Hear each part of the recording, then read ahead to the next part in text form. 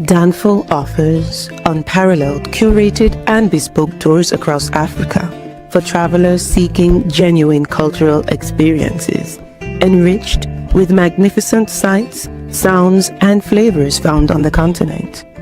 Each trip is reliably curated to ensure visitors are gifted with an immersive and authentic adventure.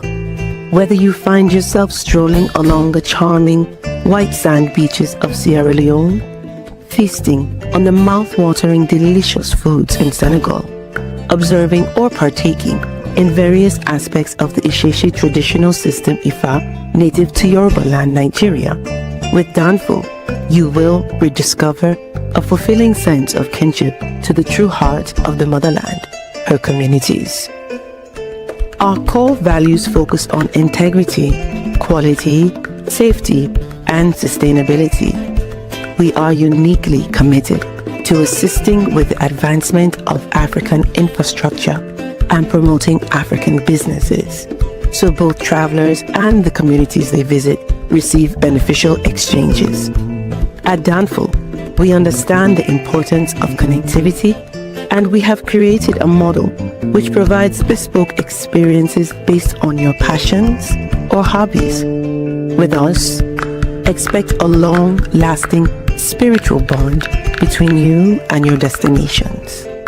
Live, love, Danfo, Africa. To learn more, visit danfo.africa.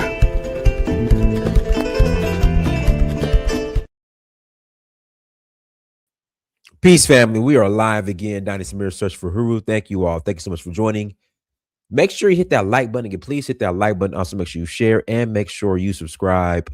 I will greatly appreciate it. I love y'all. Once again, thank you for joining on this Friday night here in Atlanta. Guys, the weather is turning. It's getting warm. I think we're gonna have I think we're out of the woods when it comes to this weather.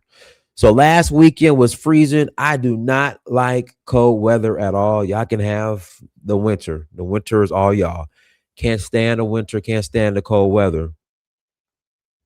But yeah, man, it's looking, hey, we're going to be in the 60s for the most part for the rest of the month outside of this weekend. So tomorrow's going to be 52. Listen, I'm not the weatherman, but I'm just saying, I'm just excited that it's not going to be so damn cold. So I'm pumped about that. So thank you. Thank you. I am so happy that it's not going to be so damn cold.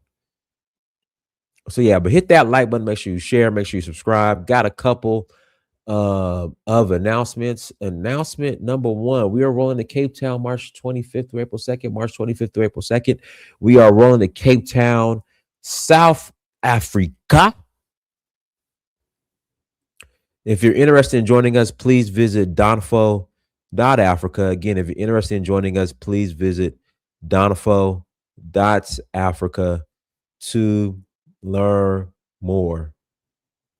Okay, we are also going to Senegal in May 25th through April 2nd, May 25th through April 2nd for the Jazz Festival in Senegal. Then we are rolling to Nigeria in August for the Oshun Festival. And then where else are we going? We're going somewhere else. Zanzibar in September for Safari Blue. Then we're going to cap it off with Ghana and Ivory Coast in November, and probably going to do Sierra Leone in November as well. Again, if you're interested in joining, please visit Danfo.Africa. Again, if you're interested in joining, please visit Danfo.Africa. I might join the panel around 9 of if it's still going on by that time. I don't know. We're just going to let it flow. We might still be on around 9. Just depends, just depends. But let's jump into today's topic. In fact, I saw this news clip. And because a lot of people are saying, that FBA stuff, that foundational Black American stuff, it's just, it's just an online cult. It's just an online cult. It's just people trolling online. I don't know. I think it's going mainstream, if you ask me. We had the Tucker Carlson situation where he brought it up. And no matter how you feel about Tucker Carlson, he still referenced it. Now you have this. This is from ABC. I want to find the actual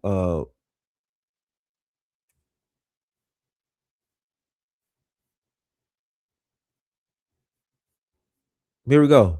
We're highlighting foundational Black Americans whose ingenuity, innovations, and labor play a critical role in American culture and infrastructure, including Alexander Miles, who invented automatic elevator doors in 1887, and Garrett Morgan, who invented the 3-light traffic signal in 19. You know what? See, this is so when we talk Black culture,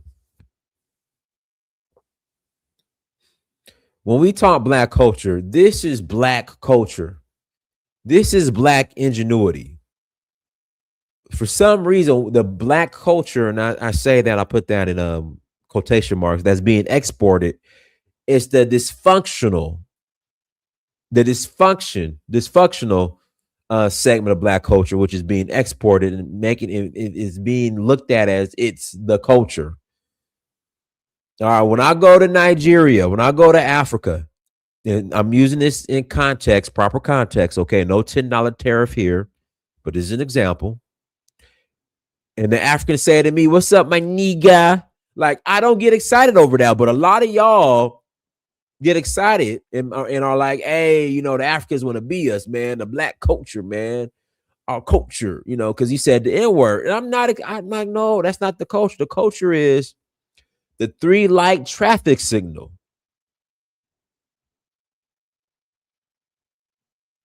Invented by Garrett Morgan. That's the culture. That's Black excellence.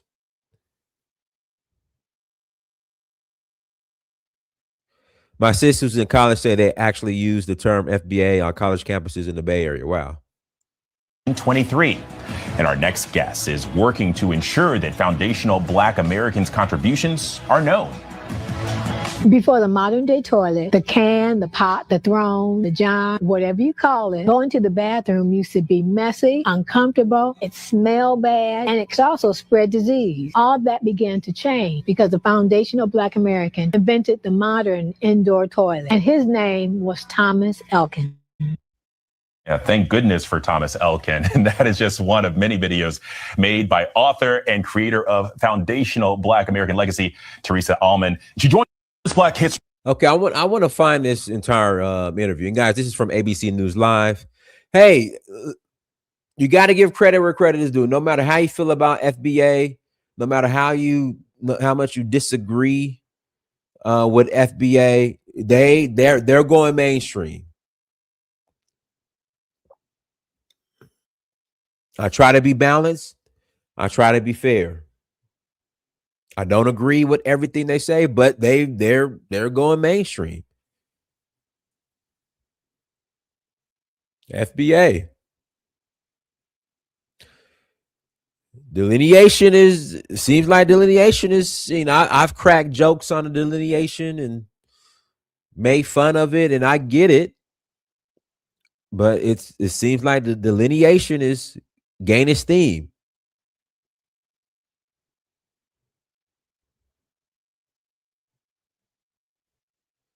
But guys, I'll put the link in the chat room. If you want to call in after the conversation, you're more than welcome to call in after the conversation.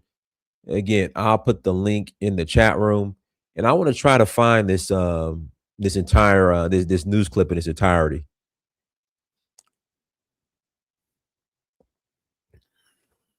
Because these are the contributions that I like to see being talked about. Not some hip hop and rap music and baggy jeans and saggy pants and saying that's Black culture. Like, this is the culture.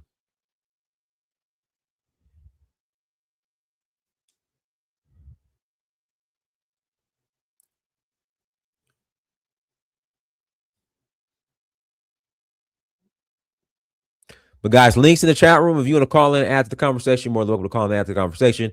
I'm going to try to find this this news clip.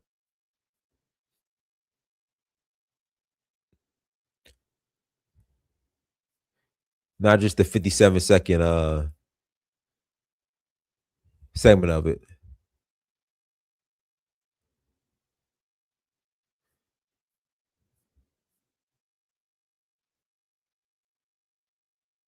All right, it's on YouTube. Let's see here.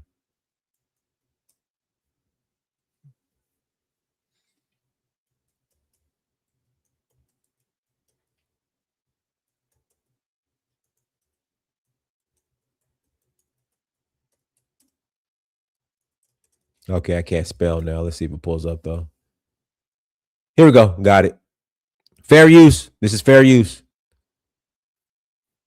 Budgeting app with Base 44. Guys, Nina just built an app. Impossible. On this Black History Month, we're highlighting foundational Black Americans whose ingenuity, innovations, and labor play a critical role in American culture and infrastructure, including Alexander Miles, who invented automatic elevator doors in 1887, and Garrett Morgan, who invented the 3-light traffic signal in 1923. And our next guest is working to ensure that foundational Black Americans' contributions are known. Before the modern day toilet, the can, the pot, the throne, the john, whatever you call it, going to the bathroom used to be messy, uncomfortable, it smelled bad, and it could also spread disease. All that began to change because the foundational Black American invented the modern indoor toilet, and his name was Thomas Elkin. Yeah, thank goodness for Thomas Elkin. And that is just one of many videos made by author and creator of Foundational Black American Legacy, Teresa Allman. She joins me now. Teresa, hey, thank you so much for your time. But I was curious, what inspired you to make videos spotlighting foundational Black Americans? Alex, this goes back a few years ago when I was in kindergarten, and it was my first Columbus Day in school, and I was very excited. I sat there and I was allowed to share something. And what I told the class was that my father said that Columbus did not discover America because people were already here. And I don't remember what happened. That was quite a while ago. But I do remember feeling that his story may not be accurate or truthful. And from that day on, studying about what happened in America was just not sitting well with me. So it was my desire to change that feeling and teach about the inventors, foundational Black American inventors, because that's something people can resonate with. There are inventions all around us that were improved and created by foundational Black Americans. Yeah, certainly. Well, in your history, or in this history and in this research process, what's been one of the inventions that's stuck out to you the most? I like to think about Miriam Croak. It is because of her ingenuity that you and I are able to use Zoom technology to put voice over internet protocol. She's still alive, and Skype and FaceTime. When we're able to pay and transfer money over our cell phones, it's because of her. And wow. I didn't know that until I looked into it. So, that's very powerful. We take that for granted nowadays. 100%. And you just taught me something too. I've got a research project after this segment. But listen, Teresa, because I think this work is really important. So, how can we learn more about other foundational Black Americans? Well, one thing you can do is buy my book, but then there are other things you can do, such as just research. There are books available in the library. Fortunately, there's the internet. You can always look up people and look up things and just look into who invented this. And people are surprised because what I enjoy about my publishing company is that people are doing their own research. And that's what I want to see, is people actually researching and learning for themselves. Well, and it feels like, so much of this just kind of boils down to curiosity, just like you had in kindergarten there, Teresa Allman. Hey, thank you so much. Thank you for having me. Bukuna Bay, go ahead. Bukuna Bay. Hey, Dynas, how you doing, bro? Good, how are you? Yeah, can you hear me? Loud and clear. Good, good, good. I'm good.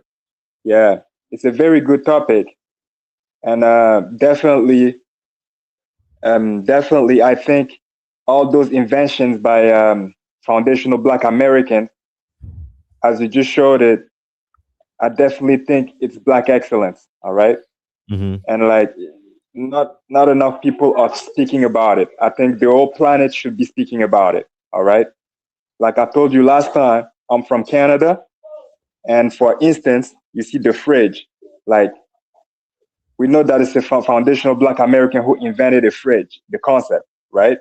Hmm. And this didn't only benefit Americans at the time.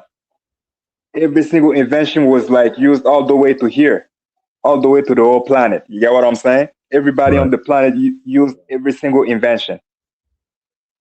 So most definitely, like people need to talk about it a little more. And like I told you, it is Black excellence. There's only just one thing, all right?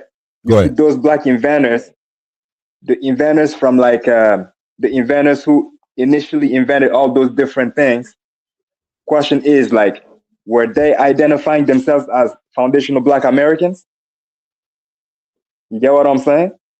Probably So more like Negro. right, right.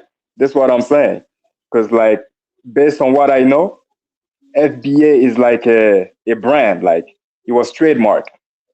And we know who trademarked the brand, that particular brand. We know that Tariq Nasheed has something to do with that, right? So Right. yeah. Now, however, there's one observation that I can make, okay? And the observation that I can bring, that I'm going to bring right now, is just going to show and prove that we are one and the same people. And when I say we, I'm talking about continental Africans, Caribbeans, and every other blacks on the planet, okay? We really are one and the same people simply because the same Black excellence that foundational Black Americans showed in the United States, but then continental Africans showed the exact same kind of Black excellence. And I don't know if you're familiar with Ivan van Sertimo. You know who No, it is? I'm Ivan van familiar with him. Sertimo? I'm familiar with him. Yeah. Right. He talked a lot about the Moors, right? And how the Moors impacted Europe and all the different inventions that they brought to Europe. Okay, irrigation systems, like the concept of like public markets and stuff like that. So yeah. So Ivan van Sertima highlighted similar inventions, similar. I mean, I'm not gonna say similar inventions, but a similar scale of Black excellence that continental Africans showed in Europe. All right. And you see, interestingly enough, like I told you that my two parents were from Burkina Faso, right? All right. So the dominant tribe in Burkina Faso are the Moshi people, the Mosi people. I mean, some people say Moshi, but like locally, globally, most people say Mosi, all right? And the Mosi sort of preserve some of like the Moorish identity because like the language that they speak is called More. You get what I'm saying?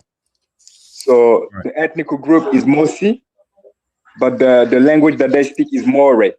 And if you look into like the tribe, that particular tribe, I think is one of the most organized tribes that you can find on the African continent. And what I'm trying to tell you here is that they have ministers and they have all kind of like people and positions within the tribe.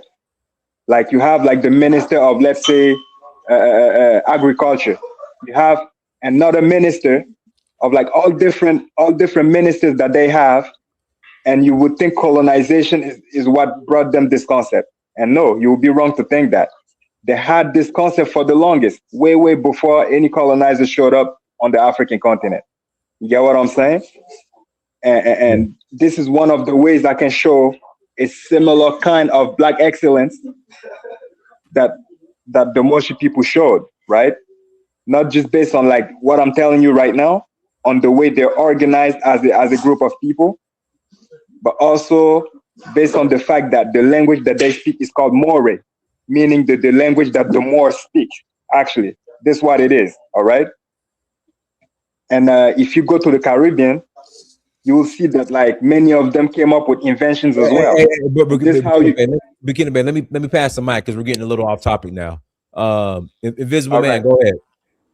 Yeah. How you doing? It's a good show. I've listened to your other shows. I didn't jump on those because I had nothing to say about the issues of internal African politics, but they were good shows. I like the term foundational Black American as Tariq Nasheed has defined it. But Tariq Nasheed himself will say that he got that term from Dr. Claude Anderson. Now, Claude Anderson has been talking about that for a long time. He happens to be a family member. And so I know he's been talking about that for a long time, even before he put it in his first book, Powernomics.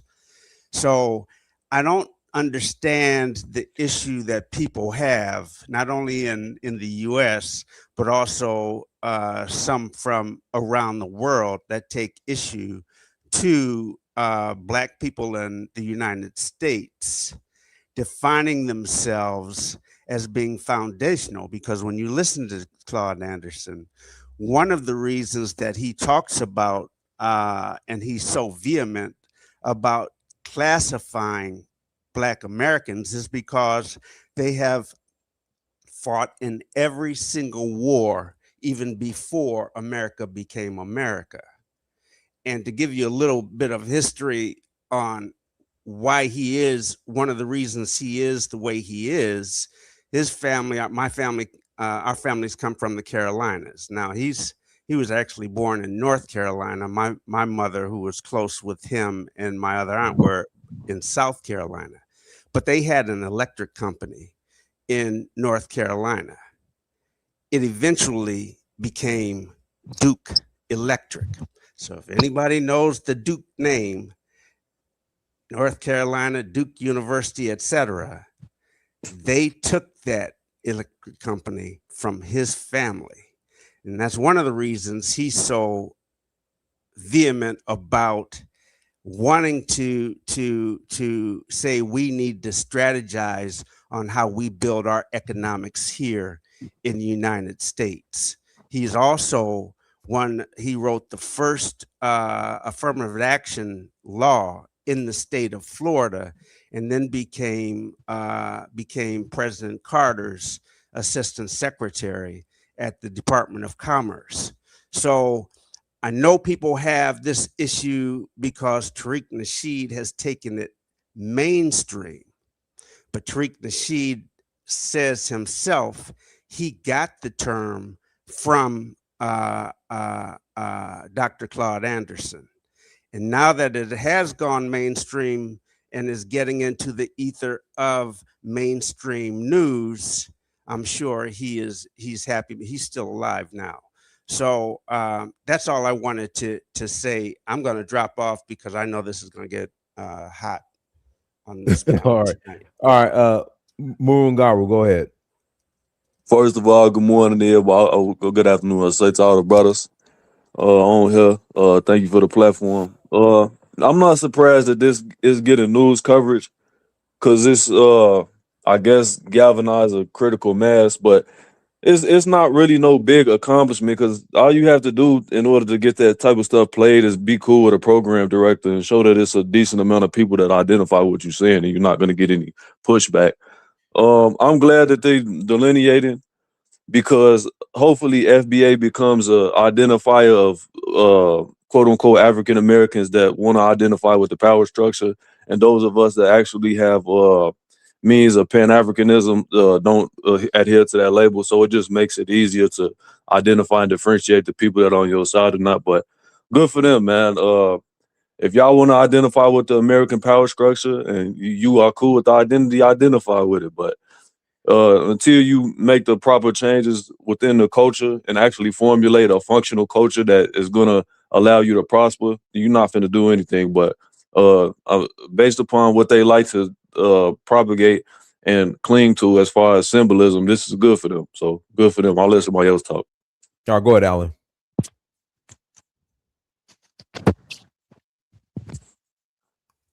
We'll mute her. Alan. Oh, he dropped off. All right, guys. Links in the chat room. Links in the chat room. If you want to call in after the conversation, please click on the link. If you want to call in and add to the conversation, go ahead and click on the link.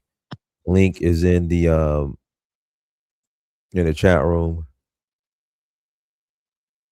That's a good question. I wonder what Murangaru, how do you think Yvette and Tone Talks are receiving this? Because they kind of came, they were like first with ADOS, and then Tariq came with FBA. Yeah, I mean, their goal is reparations, so that's their thing. I don't think they would have a problem with it if they can see that they could get a benefit from it, from a functional and pragmatic and practical aspect. I don't think that they would have a problem with it.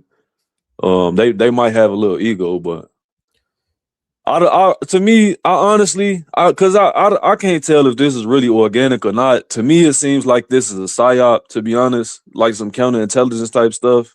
But I mean, you never know. So our people are dumb enough to create something like this organically. So it's hard to tell when you don't have primary evidence. But to me, in my opinion, this is just a psyop to cause further confusion within our demographic. All right, go ahead, Alan. Yeah, I agree with the last brother who just spoke. This is FBA is militant Americanism, and it's basically the reason why people like Tucker Carlson love it so much is because at the end of the day, Tariq Nasheed's rhetoric matches his, and so it's useful to pry away Black Americans from the rest of the diaspora. And to be able to keep those people who are into that here. I was just having a little bit of a back and forth with somebody in the chat. He wants to kind of go around and say that FBA is a lineage, and I want to adamantly push back on that. This is not a lineage. It's a culture. It is a brand, but it is far from a lineage. And one of the ways you can prove that is that earlier today, Dinus posted something about Liberia and how people who left slavery in America went to Nova Scotia and ended up in Liberia. How they came about. If FBA was indeed a lineage, wouldn't FBA be reaching out to the people who were part of their lineage, who left here the shores of America long ago? It's not a lineage. It's just the slogan, and it's sloganeering basically. It's just a slogan of today for people to go ahead and it's an empty vessel that everyone gets to put their cause into, and get to yell about reparations. That's my take on it. Africa, go ahead and unmute yourself. Yeah, greeting, my brother. How are you doing? All right. Body fine. Yeah, thank you, sir. The last speaker that spoke very well. I mean, I just seen this FBA is a tool to divide self-haters, Black people that do not like themselves. They don't like to be attached to Africans, which is fine. But I think they want to be anything else other than being Black, and they want to separate themselves from their cousins or brothers and sisters in the continent. And I think that is a good tool that could be used against Black people in the long run. And you did hit on something in the opening about what is really Black people, what is Blackness. I mean, that brother there, the Black families during the segregation who actually were involved in the bone exploration, the lot of Black people I know here in the UK who are, been involved in engineering, and different technology. This is what Blackness is about. It's not about, brothers and sisters hugging each other, and saying, using the N-word and stuff like that. That's a lower class Black. That's a lower, it's a low mindset. We have those type of people in all society. Even here we have, the poor whites who have tend to attach to that sort of culture, and they're losers. That's my take. And also last night I was listening to your show, and I did play some of it. I'm at a tire base in front of brothers from the Sahel, and it was quite hilarious. What they was hearing coming from some people. Yeah, so I just kick back. Thank you. All right, cool. Go ahead. Let me read this super chat first. I'm gonna pass it to CD. Mrs. Sandman, thank you for 499 holla. There were Africans in the Carolinas 100 years before the Pilgrims. They came over with the Portuguese in the early 1500s, created their own tribes. All right, go ahead, CD. Hey, Dennis. Yo. So, well, I don't have any issue with FBA at all because African population, the amount of African that live in America, not even 1% of Africa population. They have more Africans in Europe compared to America, right? And even with the Africans that live in America, not even 1% of them know about FBA. I just got to know about FBA maybe 2 weeks ago. So it has no impact on Africa at all. But it's in everything, whether in religion, whether it's in tribal group, whether it's in race group, people always want to identify with a certain group. It's not a bad idea at all. Specifically, they focus on getting repatriation, right? Reparation. They trying to get a reparation from the U.S. government, where at the same time, Trump is saying that the white men deserve reparation based on abuse that they have been getting based on the history of America. So I don't know how that's going to work. So people have to identify themselves with FBA in order for them to push for reparation from the U.S. government. It's not a bad idea at all. But what I'm against is people who left America, some of the FBA, and live in cheaper part of Africa, like in Uganda, like the guy that is in Kampala, they call OJ Jackson. Well, I can't even pronounce his name. But Kitanda or something, yeah. right. He claimed to be he went to medical school. I'm sure he never went to medical school anyway. But No, he he did. used all of that to promote himself. He went to medical school in Poland. He did. But did he graduate? I believe he did. He did not finish. I'm like 100. I believe he did. No, he did not. We have record of that. They've got a lot of African students. I'll just ask him. Hold on. I'll text him and ask him. Well, go ahead. Yeah, he did not. He did not finish. But on your, if you live in Africa, you have to take one side. If you're an FBA, clarify that to the audience. But the only way that he will make money, because he lived in Uganda. In Uganda, the shilling in Uganda is very cheap. Well, if you have the $50, you could survive on $50 US dollar in Uganda, right? So he used the FBA playbook and make money out of certain people in the US to sustain his lifestyle. That's the hypocrisy I'm against, right? But FBA had no impact on Africans. Probably among my friends, I'm the only person that I've heard about FBA so far. So it had no impact on Africa. Is how many? 52 states, right? 52 countries. There are more African in Europe compared to the United States. So this has no impact on African. We don't even think about it. But the hypocrisy should just stop. People should stop. If you think that where you part of the FBA, why you live in Africa, right? To manipulate people and make money out of them to sustain your lifestyle. That's the only thing that I'm against. But they're always going to be a factional group in every society, which is normal. So that's what I have to say. All right, guys, hit the like button again. Please hit that like button. Go ahead, Kofi. Then after Kofi's FBA and Pan African. Peace, everyone. Happy Black History Month. Oh, sorry. Happy Foundational Black History Month. I think I don't see what the difference is. Everyone knows. Everyone's acting so shocked. Everyone knows who Black Americans are. We don't speak an African language. You can see us in Hollywood movies, right? We're the celebrities in the United States, and we're the ones who go around the world and do celebrity stuff because, right, we have access to the United States, a place that we built. I don't know why people so annoyed by them just adding the foundational part.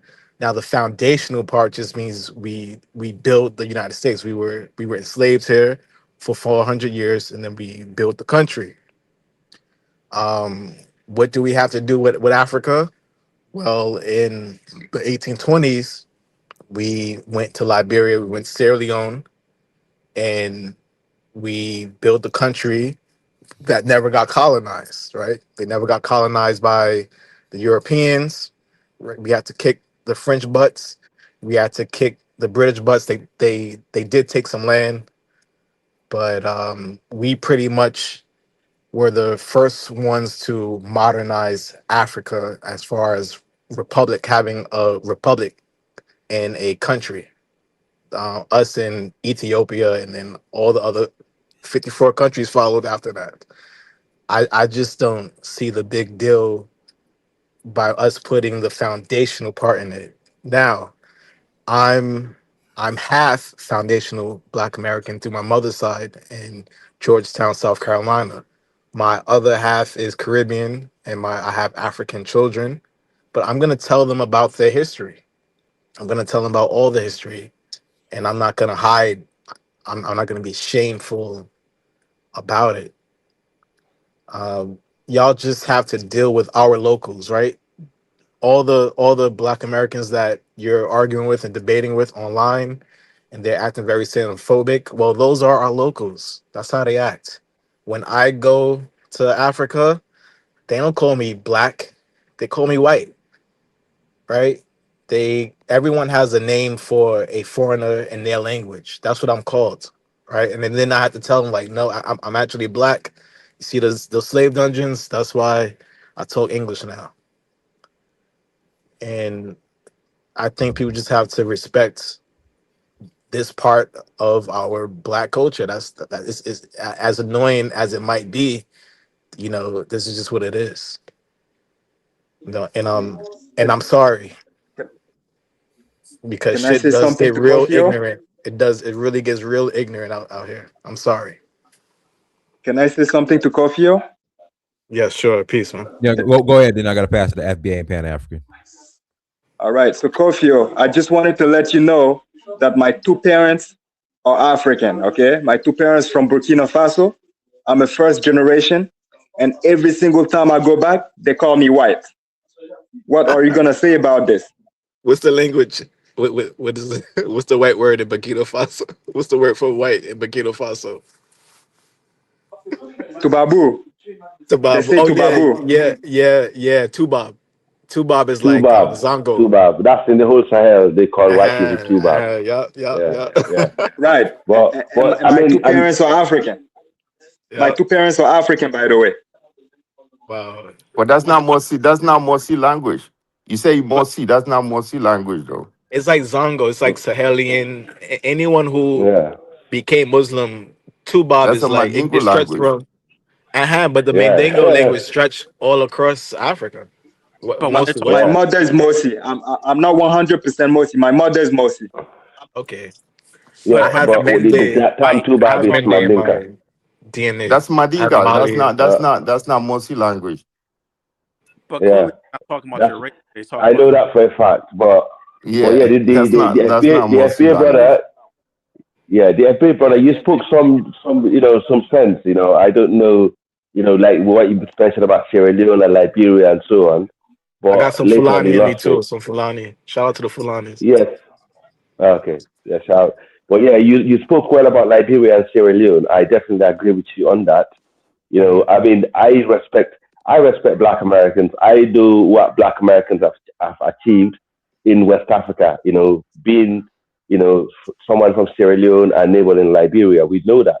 Even though some Africans might be ignorant about that and think, oh, this is not true, but the modernization of the continent started off from Sierra Leone to Liberia, then it spread to the rest of the continent, and that's come from the backbone of what you call African Americans, that's a fact. Well, the problem is, I agree with FBA if it's a legal term, like in terms of immigration, right? To say you have to separate yourself from Africans who migrated there because legally you're not the same. Like in the UK, yeah, if you're a person from this country, there's certain laws that will not apply to you. For example, like if you're, for example, a serious criminal, right? You cannot be removed from this country even if you have the UK passport. But if you're naturalized, okay, you can be removed from the country and even your passport get taken away from you. That's a good example of that. And also, when it comes to I'm a bit lost here for a minute. I'm going blank, but there's some aspect in the FBA. I can't understand where they're coming from, but there are some aspects I think it's quite xenophobic and also low IQ because they're not helping themselves. Yeah, that's all I got to say for now. Thank you, my FBA brother. Thank you. It definitely gets problematic, right? Because even when I enter the TikToks, and then I have one thing to say about Africa, and all of a sudden it's because I'm a Caribbean, or it's because I have African children, and then now I'm not FBA anymore. It gets very problematic. And then when I start saying stuff that's pro Liberia, then all of a sudden I'm only just FBA, and I'm not anything else. So you got some real trolls out there, but they're also entitled to their opinions. It's the Okay. next Yeah, brother turn to of speak that hasn't course. spoken yet. Yeah, It's the yeah, next yeah, brother turn to Yeah. speak that yeah. hasn't We spoken. pass to the FBA and Pan African. Go ahead. Unmute yourself. Can you hear me? Yes. Yeah, I didn't want to add too much. I just wanted to add that, first of all, weirdos are weirdos. I don't care what their background is. I don't care what country they're from or what ethnicity they claim. But as far as FBA, like, America has a history. We've been here since day one, like literally not a day shorter. If you can trace yours back that far, you're FBA. If you can't, you're not. All the ideology around it or that people want to pretend is around it, you can have it. I don't care for it. I don't care about it. I care about what it's saying, which is that you do have a line, a lineage. That can't even be denied. I don't know what the argument is about delineation because it's not segregation. Segregation is you can't come over here because I'm over here and we don't want you over here. We let everybody in that community. You go to any quote unquote FBA community, African American community, you can find any group of people there. We don't care. We don't care. So it's not about separation and segregation.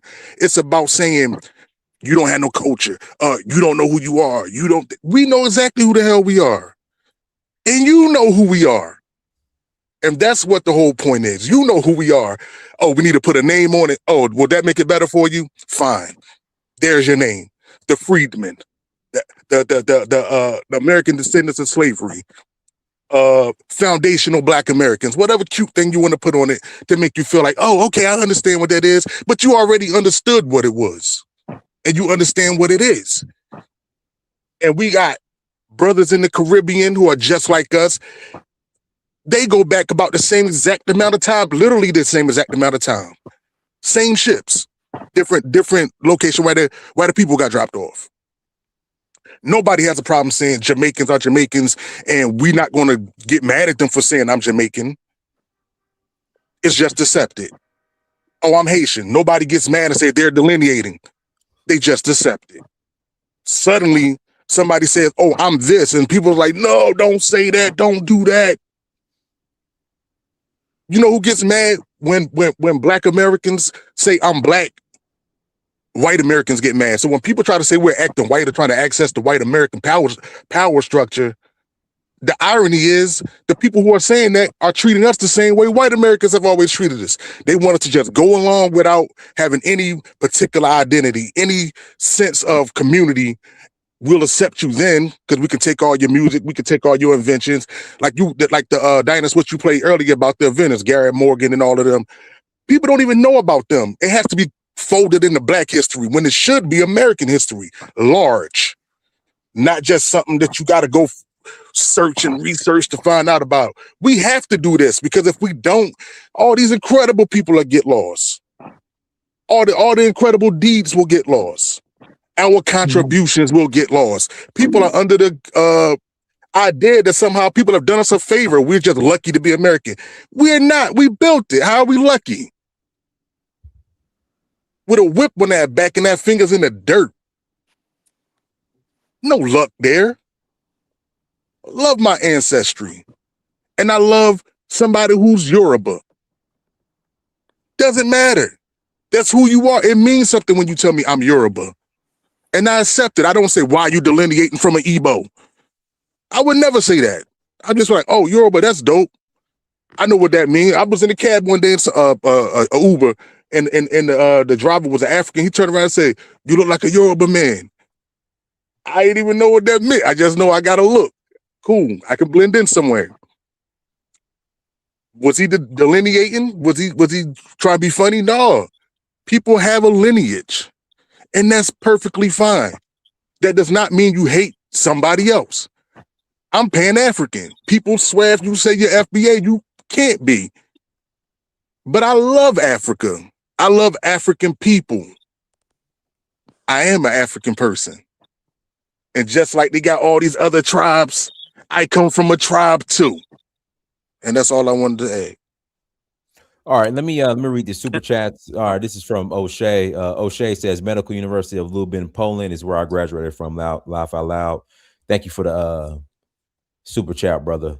Can I say something about your boy? Where's the proof? O'Shea? Oh Lord. Can I say something about your boy O'Shea? Go ahead, Alan. Yeah, O'Shea should be ashamed of himself for some of the content he's put out there. He has become a Tariq Nasheed fanboy in a lot of ways, and I quite frankly have gotten quite tired of that aspect of his content. You can't be a Tariq Nasheed fanboy and then live in Africa. It's a contradiction. But okay, I digress. This guy did not graduate. He just lying. Then you show the proof. I don't see why O'Shea would have to. No, I'm telling you, Dennis, I have African that went to that school. I can prove it that he did not graduate. I mean, again, okay, hold on. O'Shea's about to hop. Let me tell you a little bit about the medical program in Poland. Hey, I gotta drop one of y'all off. O'Shea's about to hop on. He hold on.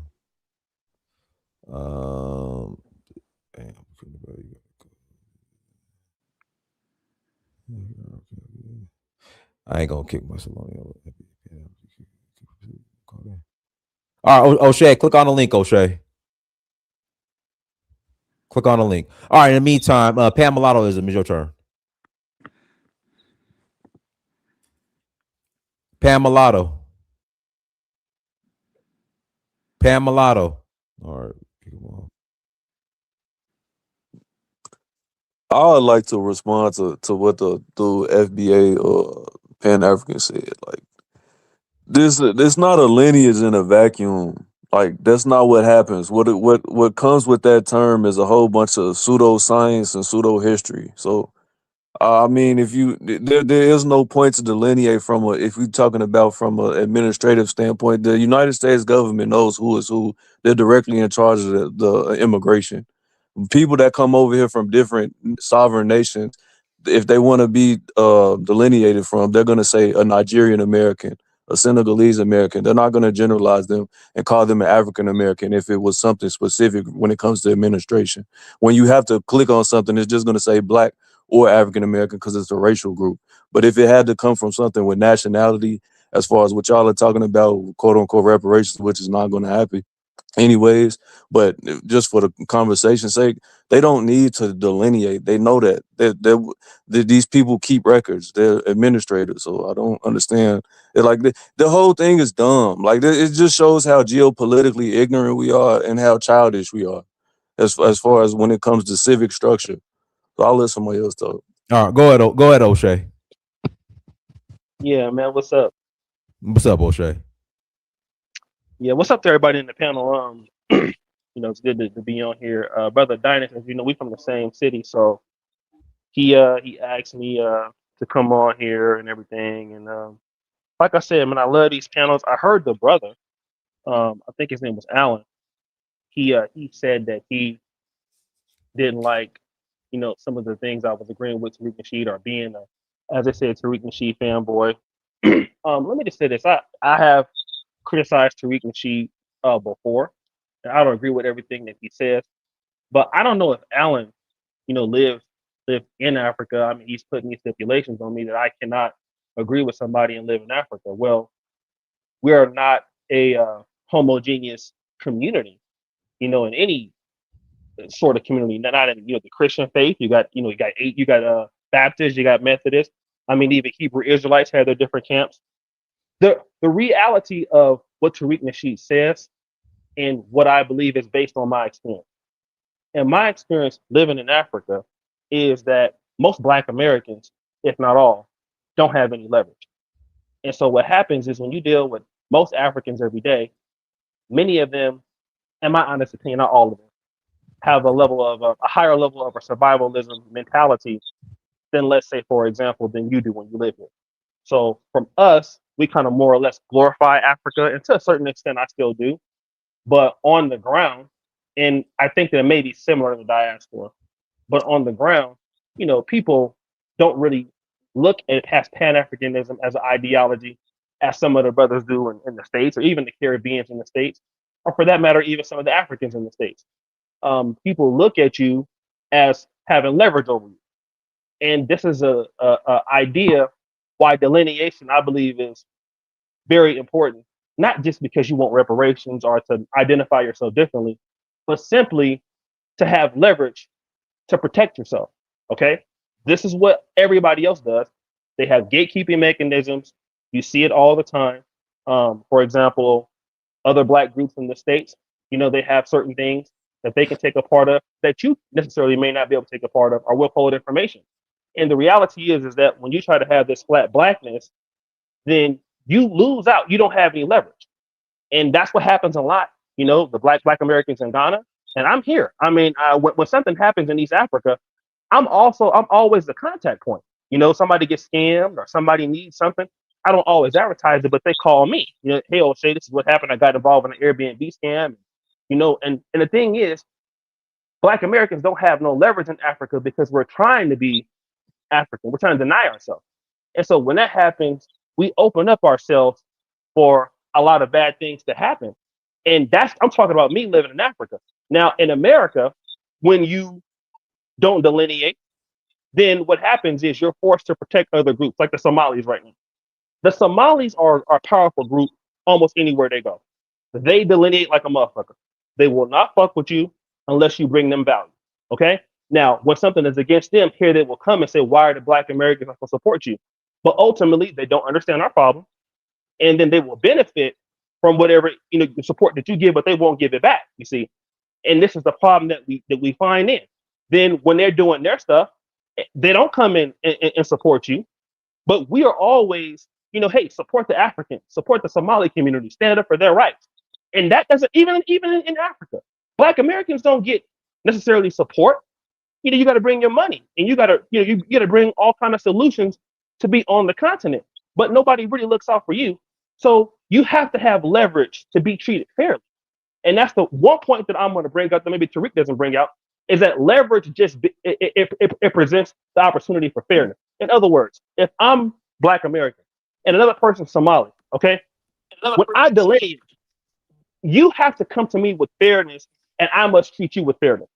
Once I say that I'm African like you or Pan-African like you, then you may or may not take me for granted with that. But if I'm me delineating with my own community, I got my people behind me. That means that if you do something to me, our community may punish you for it, whether we might not shop with you or whatever. And this is why people are afraid, because any group who delineates becomes powerful. We see Somalis doing it in Ohio. We see them doing it in Minnesota. We see them getting power. Black Americans have to delineate to make other groups treat us fair. That's the only. If you don't, you're going to get sucked into a whirlwind where you don't have anything. And other groups just do not understand our problems like that. It doesn't mean that they hate us or that they're bad people. They have their own problems. They don't understand our problems, right? And that's the main point with Tariq Nasheed that I do agree with. And we have to be honest and say that other people don't understand our problems. And if anybody believes that I'm lying about that, it's not true. Nigerians in America do very well. They have their delineations and stuff like that. Don't mean they hate Black Americans. Same thing with the Ethiopians, the Horn and Africa people, the Djibouti people, Eritreans. Hey, they don't even touch you, right? But they have economic power. They delineate and they force you to come and give them something if they're gonna fuck with you. For Black Americans to ask for that same thing, I don't think nothing's wrong with it. Now, if the brother says that if I disagree, if me agreeing with Tariq Nasheed in Africa loses my privilege to speak on it, he is entitled to his opinion. I believe he's also a Black person who loves Black people. We can disagree and agree, and we can still support each other and love each other, even though he disagrees with me fundamentally. I don't have a problem with him having a disagreement because I believe that he wants the best for Black people as much as I do. But I honestly feel that this is the right decision to go with the delineation was going now without all the disrespect and all that. That's also true that Tariq Nasheed can engage in that. But overall, I think that message is right, and it makes the whole Pan-African community treat each other more fairly. If we do that, I believe that we will bring more value to each other than just painting it all as flat black. Okay, can I respond to that? Oh yeah, go ahead and respond. I'm gonna pass it to Jagoon. Thank you. Okay, well, listen, then after Jagoon is Bobo. Well, O'Shea, I hear everything you're saying. The video that I'm specifically looking at was the one you recently did about with Tariq Nasheed, where you agreed that Africa was a death trap, and that that people from Africa are running from Africa because to go back would be a death sentence. Those were Tariq Nasheed's exact words. You featured that video and then you agreed with it. Tariq Nasheed took the life expectancy of one African country, projected it over all 54, and acted as if African Americans were living that much longer than their fellow people in Africa. And the facts don't even back that up. The last country he was in had a life expectancy that was in the 70s, which was very close to what it is for African Americans. And so I felt that, I honestly thought you should be ashamed of yourself for backing somebody living in Africa, backing somebody who actually says those type of things about Africans. When I know for a fact that that's not true. I don't understand what you get out of always backing and promoting things with Tariq Nasheed and saying that he's right when he clearly is wrong on the facts. That was my issue with that. I didn't say you didn't have a right to say what you had to say. You clearly have a right to do what you're saying. You're very successful at it. I just completely agree with your love of Tariq Nasheed and the type of rhetoric that he pushes about Africans. That's how I feel about it. So when I said that you should be ashamed of yourself, that's what I was specifically talking about. Tynus, can I speak after Vovo? Yeah, after Vovo, it's Jagoon's turn right now. Go ahead, Jagoon. Thank you, and good evening, good night, whatever it is for everybody out there. Hey, Dynasty, I thought I was after Vovo. My friend. Actually, it is you, Kwame. My bad. Go ahead, Jagoon. Thank you. These discussions, I suppose they have an interesting mark, but for me, it lets me know how weak our community is worldwide. It lets me know that we're not constructive necessarily. For me growing up, I've always understood that the Americas and the black people of the Americas are like another African tribe in the Caribbean, in South America, in North America. They've always seemed to me like another tribe who have established themselves successfully in many ways out of Africa. So growing up in Europe, we were possibly the latest of the black tribes that are not in Africa. And we in Europe, as black people, we have a completely different culture base than they do in Africa, in America. But it's similar, it's close, it's the diaspora. I feel that we fail to understand what we're supposed to be doing. I think we argue amongst ourselves because we can. Because arguing amongst ourselves and beating ourselves down is more acceptable, I suppose. No, that's the wrong word. Not more acceptable, but because we don't do it necessarily to our oppressors. We therefore oppress ourselves with these strange understandings that we always come up with. FBA, I don't care about that statement. I just care about what they say. And when I listen to them, it seems like there's a lot of rhetoric of hate, rhetoric of the same. I look in the mirror and I don't like what I see. And for me, this is the greatest shame about all these political variances that we have. We're not really political. We are very crab in the bucket like. We're not really looking to see our growth. You know, me growing up, I'm in my 50s. Me growing up, looking at the TV, American Black blessed us all. It blessed us all that there were depictions of black people doing positive things. There were depictions of black people, full stop. And we in the black world, wherever we were, we got a lot from that in this new world that we're living in. And I don't know why black Americans feel that there's not love for them from us. I don't really understand that. It can only come from a supremacist point of view. That's why I say FBA are the tethers of white people. The black people are tethered. Your tethers. I'm not your tether, you fucking idiot. You're the tether of white people. That's why you have a supremacist ideology about all other black people around the world. You're confusing matters. You're not adding to the power base that we should be constructing. The power base of the Chinese, it doesn't matter how far back a Chinese person is lost in Europe or America. That Chinese person is recognized by the Chinese, which is why China want Taiwan back, because they know that these are my people. These are our people. There's no difference because you're in a different land, it doesn't make you any less Chinese. That's why they want it back. But we want this stupid word that we don't seem to understand, delineation. What the fuck is that? We're all Nigerians, as I am. We don't have to go around this world delineating ourselves. We stand out because we have a character, we have a culture, we have a nation, we are of a people. We stand out. I don't have to tell you that I'm a Nigerian American, I'm a Nigerian British, and all that bullshit is rubbish. All you're trying to do is to stand out. But what should make you stand out is your character and processes that we can now learn from you. You're saying that no, I'm cutting off. This is where the line is. Fuck off. Who gives a fuck? No one is afraid of you people. You seem to feel all the time that you're a step above or a step ahead. You are not. You are just a representation of your experiences as a black person in any other part of the world. All this boasting and cajoling that we do, it's a waste of life. We are a problem. We have a problem in this world as black people. And as much as individuals may rise, as a collective, we are down. I hear what O'Shea just said about black is too much of a cover for all to engage all of us. But black is not me necessarily. I can identify myself away from using the word black. The fact of the matter is, however, politically, the word black is necessary because that's how we are viewed. So because we're viewed like this, there should be a collective political balance that lets us push this black agenda ahead.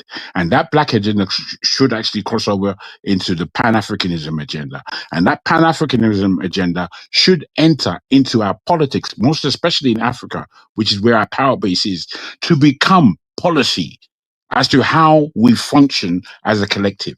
But we don't seem to understand the discussion that we're supposed to be having. Instead, we're pointing the finger at each other again and putting ourselves down, crabs in a bucket. Bullshit. And I don't know why you're not sick of it. I don't know why you can't think that our children are coming.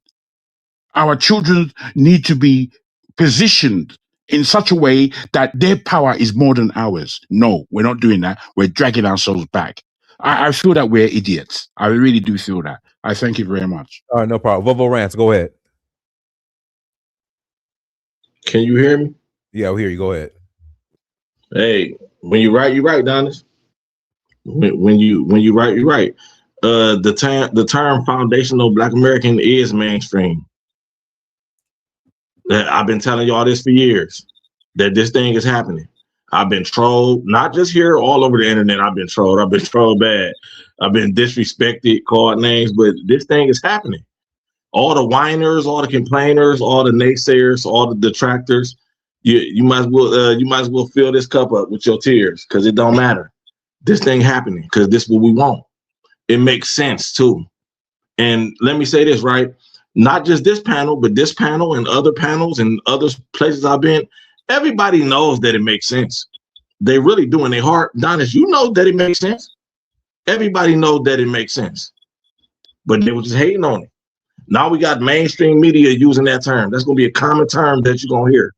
And if you're mad about it, you better get unmad about it, because you're going to be miserable.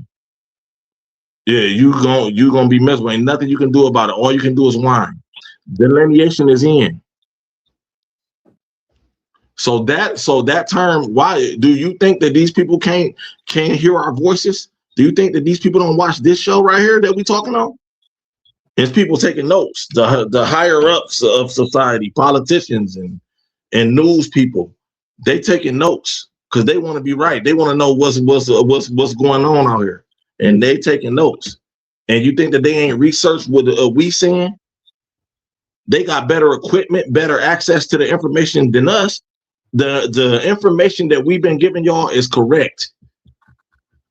So for anybody that say it's not correct, you need to reevaluate yourself, because you might can't discern the information. It might be something wrong with you, but right is right and wrong is wrong. The information that we have been given is 100% correct. So anybody that's dumb, you might can't get it. But for those that did get it and hated on us anyway for no reason, because you was jealous, you felt like you was losing something, you didn't want to see us go, you want to attach yourself to us in some way. Shame on you. Shame on you, because you knew that we was right. Y'all knew that we was right. And y'all trolled us. This ain't over yet, though. This ain't over yet. Y'all gonna be remembered as trolls. History gonna write this story about the foundational Black Americans. What they gonna say about you? I land my plane. Hey, Kwame, let me O'Shea wants to respond real quick. I'm gonna pass it to you, Kwame. Go ahead, O'Shea. Yeah, I got cut off. I think the brother I didn't hear all that he said. He said that Tariq was giving some values that were incorrect about African data. And as much as I heard, but yeah, I mean, of course, anybody can make mistakes about data in Africa, and I make mistakes about data almost every video that I do. So that's definitely possible. But I just want to get to the brother who's from the UK and kind of respond to what Brother Bobo Ranch was saying.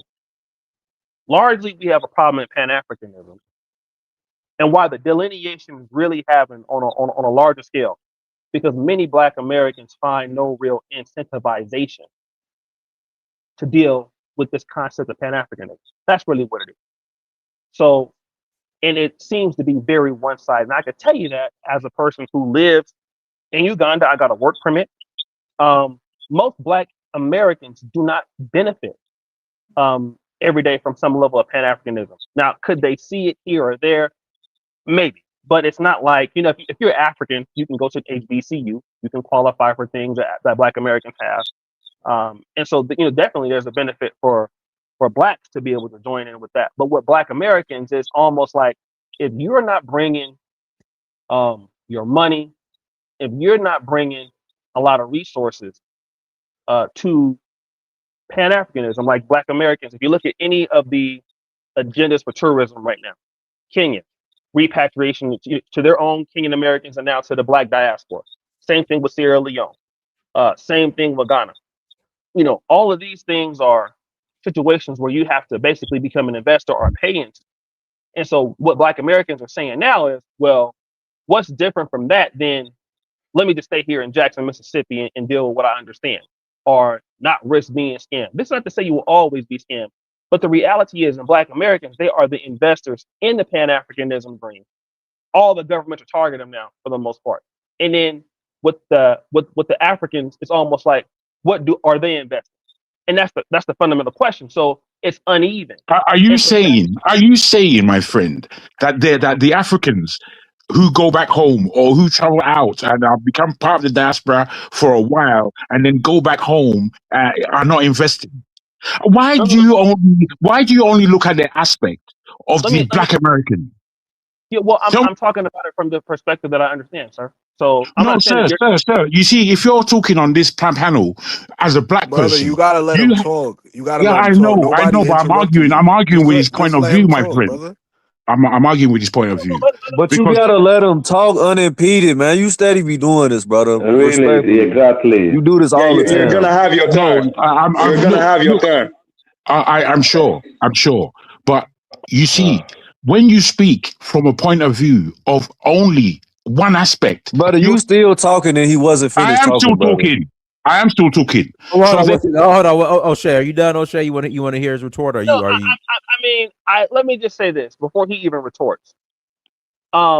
When we're talking about the term is Black American FBA going mainstream. I don't think that the term is that Nigerian America go mainstream. The title literally says Foundational Black American title going mainstream. So when we're talking about this and relating to Pan Africanism, clearly I'm on topic. I don't know about him. All I'm saying is that he's trying to say that what Africans don't invest into their own continent. Yes, of course they do. But we're not talking about that. We're talking about what somebody else feels, which is in my case, most Black Americans don't feel that when it comes to being a part of Pan Africanism, they don't get anything out of it. That's the only point I'm trying to land here. And again, if they did get something out of it, then you wouldn't have this whole call for delineation. But what happens with somebody like him, they're looking at it like, oh, you guys are stupid. You guys are dumb for doing that. But he's not addressing the other side of why many Black Americans or some Black Americans feel the way they do, which is a problem. You know, rubbish. like when he's saying it's rubbish, but that's how somebody feels.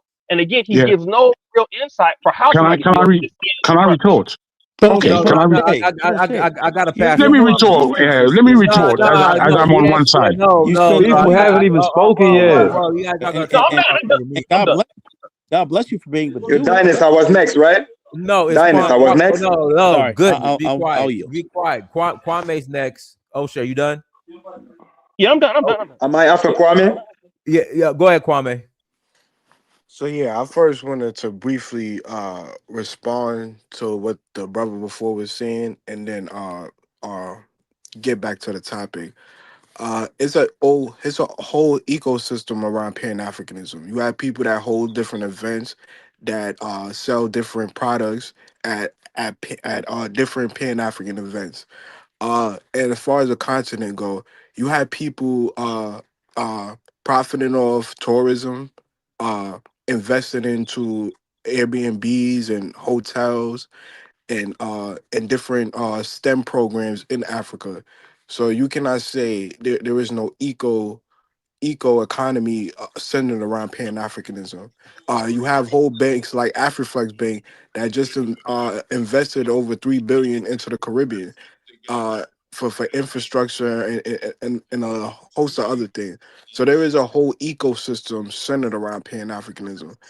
Even brothers like PLO Lumumba just opened a university in Somaliland. So it's a whole ecosystem around Pan Africanism. I think a lot of people are, profiting off the grift that was created around this cult called FBA. FBA is not a lineage. It's a cult led by a charismatic leader that is the de facto leader that controlled the narrative. He controlled the trademark. He has a whole paywall centered around FBA. So you're dealing with a cult that's led by a de facto leader, and it's very dangerous because people are now teaching their children that they're Cherokee Indian and they've been here since before the transatlantic slave trade. Uh, and they're now attempting to rewrite history. Oh, Afro Caribbeans wasn't a part of the Harlem Renaissance. They wasn't a part of the civil rights. They have nothing to do with hip hop. These are some dangerous things people are doing to attempt to rewrite history. Now you're attempting to completely wipe out all the contribution that other black people have made in the black American culture here in the United States. For instance, you have Hubert Harrison, who was A. Philip Randolph mentor. You have J.A. Rogers, who was John Henry Clark mentor. These are some Arthur Schomburg. These are pivotal people that was a part of the Harlem Renaissance, and people are now attempting to erase that history and say this was Afro Caribbeans, Africans have nothing to do with that. This is very dangerous. The same with the civil rights movement. Kwame Ture, Harry Belafonte, Sidney Poitier. These are some people that was pivotal in the civil rights movement. In fact, uh, Stokely Carmichael is the one that popularized the term black in America. Prior to that, people wasn't even calling themselves black as at the level until after Stokely Carmichael, who is a so-called black immigrant himself. The same with Black History Month. Yes, Carter G. Woodson started Negro History Week, but Edgar Toppins is the man that structured Black History Month in 1976. The same way hip hop, uh, the the holy trinity of hip hop are all Afro Caribbean. Are we gonna say all these people did not contribute to the black culture in America? That would be a pseudoscience stance. So people are attempting to rewrite history. They're in a cult where they have to have a specific ideology where they have to now hold uh themes where now is either you're down with the cult or you're not a part of the lineage. This is what's going on. So I reject the notion that foundational Black American is a lineage or an ethnic group. It is a cult led by a charismatic leader who is the de facto leader because he don't want to take ownership of being the leader, but yet he hold all the authority. He could decide if Drake is an FBA or Kyrie Irving is an FBA.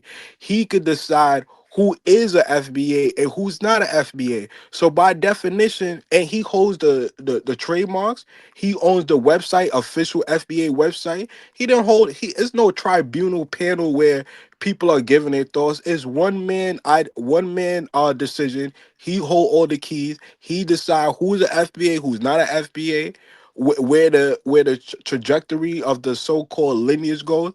He hold all the keys. This is not an ethnic group. This is a cult led by Tariq Nasheed, and I land there. Wonderfully said. Wonderful. Let me pass the Bikini Bay, and I'm passing the econ. Go ahead, Bikini Bay. Nice. Thank you, Dinus. What I wanted to share, I wanted to share this with O'Shea because I heard what he said earlier. He said how we should, we're supposed to be treating each other fairly, speaking about like Somalians and stuff like that. So also, I know that he complained a lot about, African Americans being overcharged in Africa by continental Africans. So I wanted to share with O'Shea a situation where I was overcharged by African Americans in New York City, okay? Because I spent 5 years in New York City. And what happened is that my mom visited me. And after she visited me, she decided to take me to a barber shop. And I already knew that it was going to happen. So I told her to stop speaking to people by fear of like them picking on her heavy French accent, right? So, but she didn't listen to me, okay? She spoke to them anyway. And what happens is that they picked on it, they picked on her accent, and they thought she was like a European African or European black, as they called it, right? And then they tripled the price on us, all right?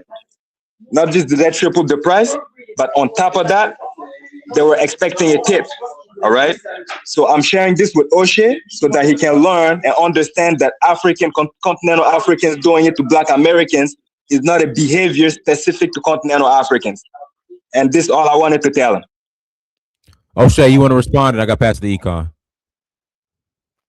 Yeah. Well, let the other brother talk first, and then I'll come back and respond. All right, go ahead, econ. Econ, mute yourself. Hello, respect to everyone. I'm proud of O'Shea Duke Jackson for entering the continent. This is what I have to say, right? I'm Jamaican. African Americans don't discriminate on Rasta. African Americans embrace their dreadlocks and make it popular in America. The Caribbean and Africa listen, all of us are colonized, but Americans are colonized by America, white people, right? But we are colonized by British and these other places, right? So I would love the African Americans to take that in mind, that we are dealing with colonized people, and it's like we're seeing a mirror and we don't like what we see. That's what I'm saying. But look at it, right? I still respect the ethnicity that African Americans is trying to make known, because even though I think they're doing it for money, which is not right, I think they still need to distinguish themselves. I have no problem with that. You feel me? We as a colonized people are very hard of hearing, right? And we think that sitting on white daddy's lap is good for us, especially our women, because we don't have control over our women from slavery, right? None of us. So she is raising our people to have honor to the colonizer and the colonizer's ways. Now look, they fight Rastafari rigorously in Jamaica. I'm telling the African Americans this, right? To show you that you are actually right in some ways, because they fight Black consciousness and Pan-Africanism and Rastafari rigorously and vigorously in Jamaica. They love their Christian ways. They love praising their white daddy.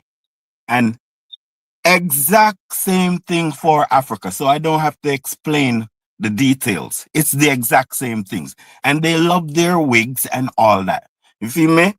So what I'm trying to say to you is they even ban reggae music. So that's why you have dancehall coming up with all this gun and stupid stuff, because the government of America and the government of Jamaica is making these things relevant, and the government of America and Jamaica ban reggae music and stifle reggae music over the years. That's why dancehall music was invented to take the place of reggae music and drive the children astray like the piper. You feel me? So what you're dealing with is a set of people that don't respect blackness. They don't respect anything black. Their government don't respect blackness. They respect white people, and they respect whiteness, and only white rules apply to Caribbean people and African people. So what you're dealing with is a set of colonized people who have loyalty to the queen and all that. I would tell African Americans that only Rastafari from the Caribbean has loyalty to Black Americans. The rest of them are white loving people. You feel me? So I see why the African Americans could point out things that is offensive to them. You feel me? And we should understand that as Caribbean people should have listened to Rastafari, where we understand whose side we on. You feel me? Because Rastafari is on Black American side and the Black people of the world. But the Christian people in Africa and in the Caribbean people is on the Queen side and the white man's side, because their God is white. So there is the answer for the Black Americans as to why they got caught up, because they're rude too. They have a little rudeness because they only diss black people. Caribbean people only diss black people. They only kill black people. Africans only disrespect black people and they only kill black people. So there you go. But you can't really blame, you can't be personal about it, because we are colonized people and we need to be decolonized. And as soon as we are decolonized, then we become valuable to each other. Thank you. All right, go ahead, Cosmic. Unmute yourself. Hey, what's up? What's up? Can you hear me? Yeah. Can you hear me? Yes. Okay, all right. Well, okay, this is my own 2 cents on this conversation, right? It's, to me, I do understand the idea of FBA, right? But it's very obvious that this is not a delineation that is coming from the conception of Black Americans as a whole group, right? Because it's a wise African leader once said, if you see the West praising me, know I have sold you out. In America, if you see the media portraying Black America in a way that's going to be beneficial to them, know that that is a scam. Because you're seeing that on TV and they're doing that, it's just a way to delineate you from your own people. But I do understand why you guys are trying to delineate. But here's the problem. A lot of you Black Americans are undereducated on a lot of things, and you put the right things in the wrong context. You keep saying Pan-Africanism, Pan-Africanism this, Pan-Africanism that, like the whole of Africa knows about Pan-Africanism. Most people in Africa don't even know what Pan-Africanism is. They can't even buy a book. So the people that Black Americans have issues with are with the immigrant Africans who are white supremacists themselves. Colonized. You know what I'm saying? Colonized mind. And because of that, you are trying to use that to throw all of us in the same category. You are wrong. Because if you keep saying Pan-Africanism has never done anything for you guys, well, Pan-Africanism hasn't done anything for anybody, really. When Pan-Africanism was trying to do something for us, who derailed it? A Black American. Who worked with the CIA to derail the ship that was going to be taking Black Americans and African diaspora to Africa and Caribbean to America, the triangle, back and forth? Who derailed it? Who was the person, the Black person who the CIA used? A Black American. What about the Black Panther Party? Who did the CIA use to destroy your own community? A Black American. Again, the issue with you FBAs is that you can't even see your own self. So again, you guys are putting the right things in the wrong context. Nobody has benefited from Pan-Africanism. In order for us to benefit anything from Pan-Africanism, we need to be united. We need to have one voice. We need to have one goals. We need to have economical plan. All this we are doing is just planning. We've been planning for the past 80 years because some of you niggas can't even stand to stand. Hey, Cosmic, that's a $10. $10. That's a $10. Okay, I'll send it to you. Just send me your cash app, right? I'll send me your cash app. Some of you cannot stand. And Hold on, let me finish. That way, man. Anyways, some of you Black people cannot even stand to be in front of a Black man who knows more than you, who is obviously a leader, who you should be following and helping build. We can't even do that. So the point I'm trying to make here is that, look at, nobody has benefited from Pan-Africanism. So Shay, all that rudimentary commentary you'll be making on YouTube is false. You don't know what you're talking about. Yep. You don't know what you're talking about. The reason Pan-Africanism is what you're doing. Pan-Africanism is your ability to, even though Africa is not perfect, to go into Africa and use your black dollar to live comfortably and hire some Ugandans and show them the way. That's Pan-Africanism.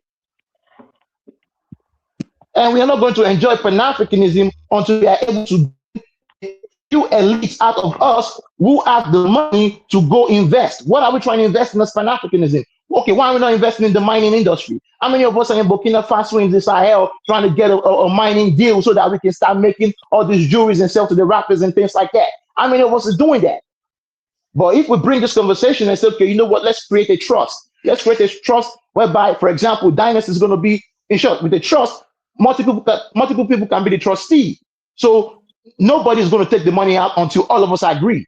Let's start putting money into a trust account. And let's start funding things and start, building for the next 20, 30 years so that your children, my children, some of them going to school and coming back and going to go knock on the white man's door to get a job, we can say, hey, we just built this $100 million corporation right here. Maybe it's going to be in South Africa. Maybe it's going to be in Nigeria. Maybe it's going to be in Burkina Faso. Wherever it's going to be. Okay, y'all go over there. Y'all going to be making $200K a year.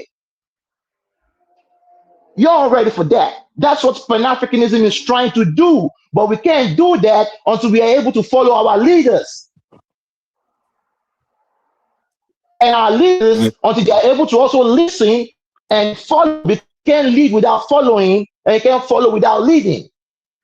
Like Omar Johnson. Like exactly. Until we're able to do that, we're just talking about this, Pan-Africanism. Hold on. The FBA are cussing Omar Johnson as if he's not a FBA. Most black Americans have Caribbean roots. Most like that, again, this is part of the ignorance. You cannot call yourself part of you being a foundational black American is that your third, fourth grandma came from the Caribbean. Because a lot of slaves were sent from the Caribbean, from South America here, and people from here were sent over there. That's the reason why you guys lived together for so long that it did not even matter. That's the reason why you can't do reggae history without hip hop. Two of them coincide with each other. Without Jamaicans, there's no Black Americans. Without Black Americans, there's no Jamaicans. So I rest my case and leave the conversation to the rest of the family. Can I speak next? Go ahead. Yeah, my thing with this, bro, is like a lot of people is talking about Pan-Africanism, bro. Most people that's professing this stuff, no, not real Pan-Africanists, bro. It's just they're just trying to capitalize off of something that's trendy that they could. It's just like a prosperity preacher. Like majority of these people's lives do not reflect what they be talking about, and even if you just because you're on the continent, don't mean that you know quote unquote Pan-Africanist per se. Like when you start to actually look at the origins of what Pan-Africanism really is and is really supposed to be, these people don't reflect that in life and in culture. Now, what the brother Econ Fire was saying as far as the dynamics that exist on the continent and in the Caribbean, the same exists, if not even to a more degree, in African American culture.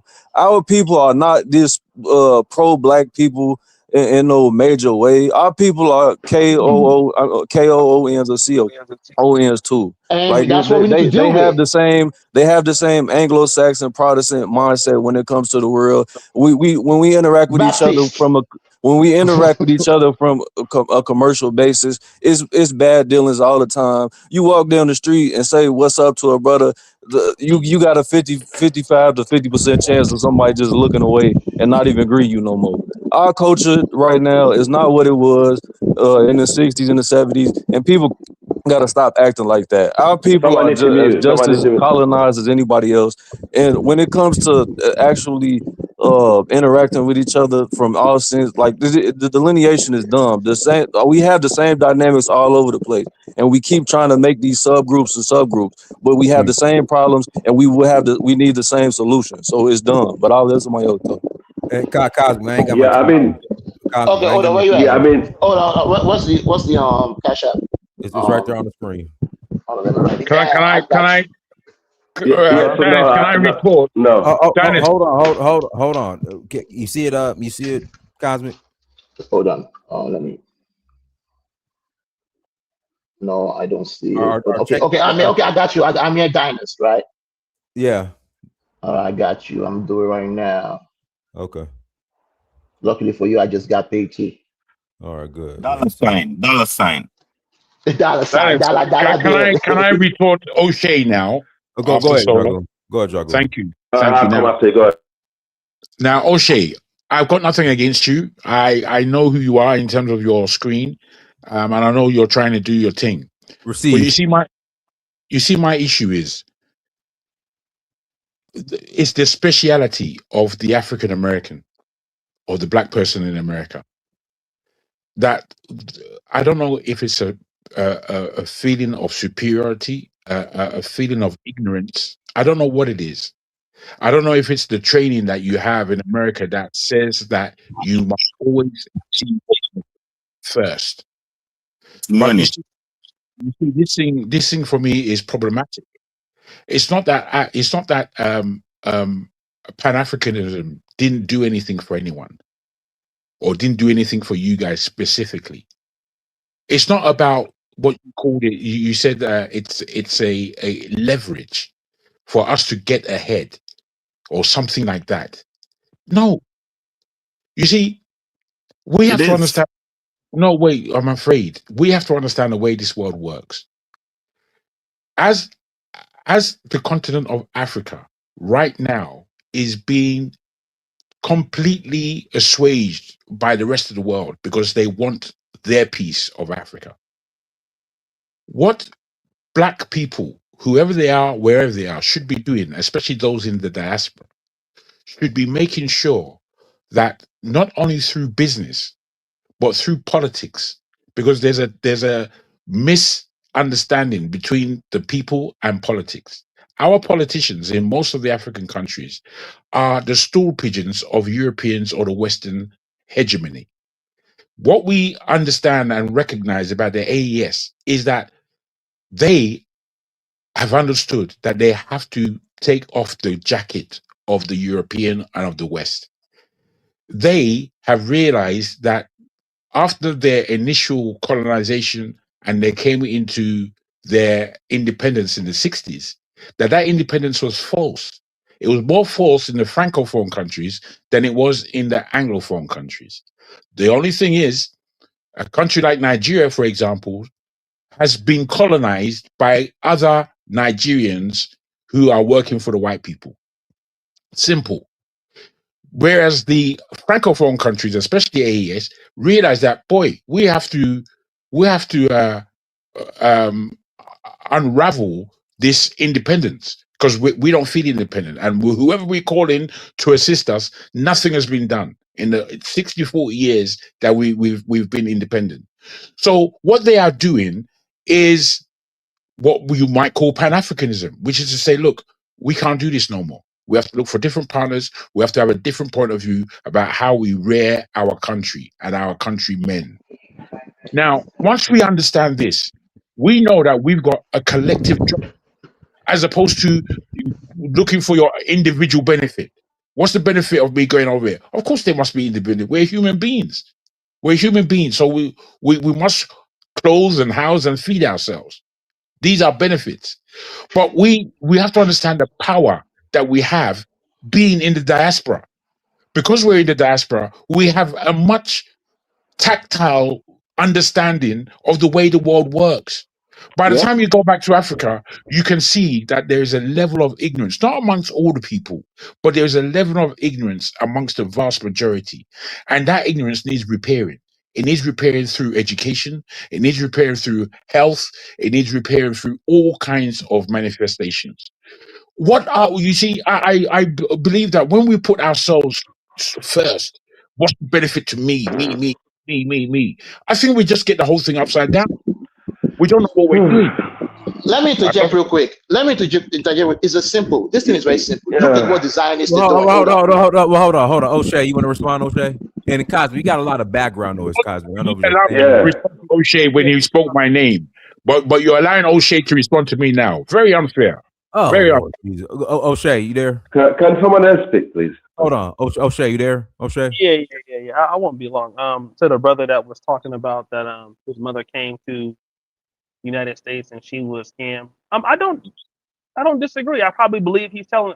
I'm pretty sure he's telling the truth, and that just brings to my larger point that we all must treat each other fairly, whether it's hashtag FBA, whether it's Caribbeans. All of us must treat each other fair, so that these situations don't happen where you start getting demarcations or delineations more than what they are now. So I definitely agree with what he's saying. if Black Americans are running scams on Africans, that would be wrong, and vice versa. So we're not perfect. We can. Yeah. What I mean, like someone like me, right, I've lived in the UK for so long, and I've lived with Jamaicans, I lived with Africans, and I've seen wave of Africans that came to the UK. Yeah, and we have different branch of black people that came, layers on top of layers, right?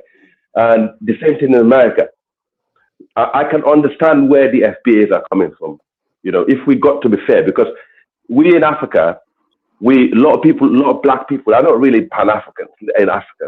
Let's make this clear. These people are more like pan-tribalism. Okay? Yeah, one second. Okay, they're not. You were already Sorry? talking. I just started talking, brother. Like, can you let me finish what I'm about to say? No, I just put. Okay, yeah, carry on. Thank you, please. I'll be very quick. To the brother, No problem. Jagon, I mean, I have no doubt that this brother, really loves black people and he wants the best. But I want to kind of get away from some of the things. You people, he's saying stuff like, you people are very arrogant. You people are this, you people are that. Now, the same can be said about any other group that, we're going to have people in our community that are humble, that are arrogant, and things like that. So I think that when you say stuff like that, as to paint the whole entire group for being arrogant or this and that. I didn't use that word. Yeah. I didn't use that word. You said you alluded to something like that. We can all go back. I said speciality. I said speciality. You did. So okay. The word I used was speciality.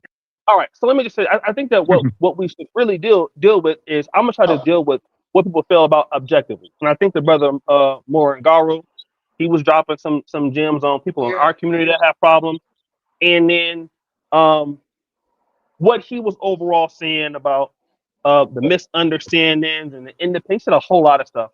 I can only sum it up like this: those of us who really care about what's going on the continent of Africa in this whole relationship that we're going to have, we are going to have to at least adhere and try to listen to the other side.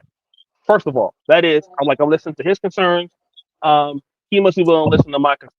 And then what happens is, for all of these things, we're going to have some level of mediator, so that when we have conversations, and then you want to know if we want to go into business or go into other things, you got to have can I ask you a question?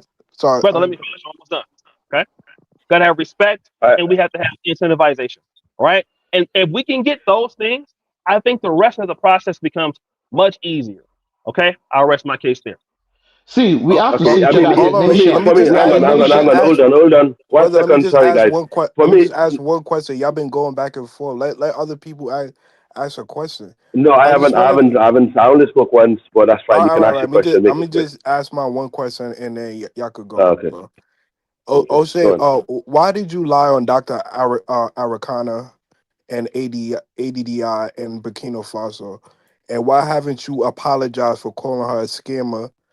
I just wanted to know that. Because she is a good scammer. question. She's a scammer.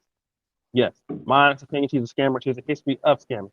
So who did she? Do you have any evidence she scammed anybody? I presented my evidence in the video. What was the evidence? Oh, come on, let's not do this on land. Y'all handle this privately, brother. Listen what I'm saying. Let's not change the topic. It's gonna be long-winded. I have a statement. She's not not perfect. Nobody's perfect. Hold on, I'm reading these super chats first.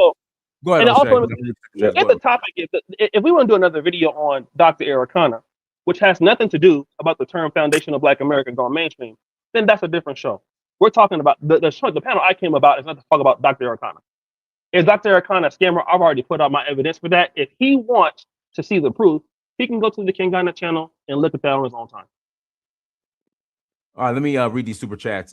Cameroon, Breezy Goat, 903, thank you for 499. Holla, O'Shea, you are a riddle. You twist that delineation word like your father, Tariq, but in reality, all commoners work together when they in a foreign land.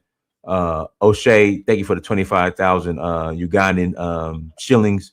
I guess that's shillings. God bless you, Cameroon Breezy. Will you like a collard green sandwich? I like a collard green sandwich. In fact, y'all, someone dropped $20 in the super chat, so I give me a collard green sandwich. That sounds really good right about now. Andre Miller, 1566, thank you for $2 holla. FBA radicalized Fela Kuti to birth Afrobeat. Andre Miller, 1566, thank you for $2 holla. Africans didn't even invent Pan Africanism. Andre Miller, 1566, thank you for $2 holla. FBA and Caribbeans created Pan Africanism. O'Shea, thank you for the 15,000 Ugandan shillings. I didn't say there was no ecosystem. I said there is not a lot of incentivization for Black Americans, sir. All right. Oh, here we go another one. Andre Miller, thank you. 1566, thank you for $2 holla. Pan Africans like a Kurma were educated by FBA. No, here's another one. O'Shea, thank you for the 60,000 Ugandan shillings. I could be grifting on Black YouTube right now, but I'm over here debating y'all, shaking my head. Well, thank you, O'Shea. Thank you.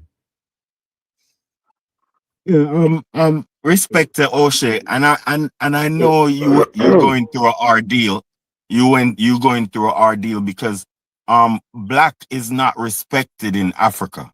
If you are like it's like we Black people, the colonized people, we have a Negro treatment for Negroes. You feel me? It's like there's a way how we treat each other.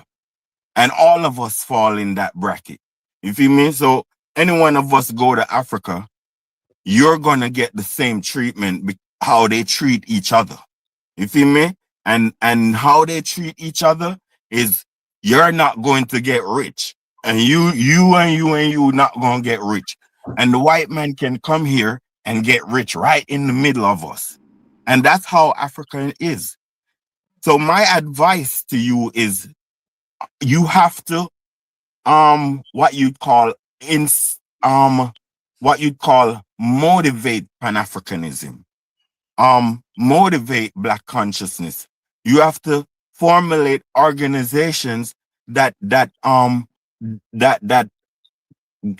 give the people an option to say, you of that Black tribe and you of that Black tribe should be protected because we are protecting Black tribes. So we want it all to be the Black tribes of Africa. So you have white Arabs there and white people down there. So we are the Black tribes of Africa, and we are protecting Black. So what I'm saying is, like, we need something in Africa to distinguish Africans, because the word Africa don't distinguish Africans, because the Arabs are the Africans are calling Arabs African, and the Africans are calling goddamn the white people in the South Africans. But what they can't call them Black. Hey, So Econ, we need Econ, let me. I got new people on the panel. Let me pass the mic to them so we could okay. give them opportunity. Cashinova, So go that's ahead, what I'm Cashinova. saying. Okay. Go ahead, Cashinova. Peace to everybody on the panel. Can y'all hear me okay?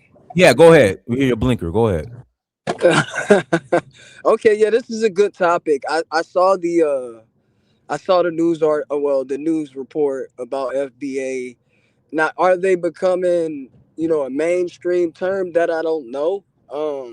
I feel like they just using it right now to describe the particular group that we're part of. However, I don't think this is anything that's gonna stick, because the amount of rhetoric that comes from the FBA people, it's a little unpleasing and unsettling. Uh, it's a lot of FBA people seem to be high school dropouts. Like, these are people who didn't take school serious when they were in school, and they dropped out early. So it's like they have a very, very small understanding of what actual history that is going on. So it's like, uh it's basically like a child expressing themselves, a lot of these FBA people. Now, I am FBA. However, I don't subscribe to anything that Tariq says, or anybody that rolls with Tariq. Like, I'm kind of anti-Tariq at this point. Is this gonna impede on global Pan-Africanism? I don't believe so. I think this is an online thing. Uh, I don't think it's gonna spread too far. A lot of the talking points don't hold up with the FBAs. And when you prove them wrong, it's kind of like it resorts to trolling. Like it resorts to a not serious conversation.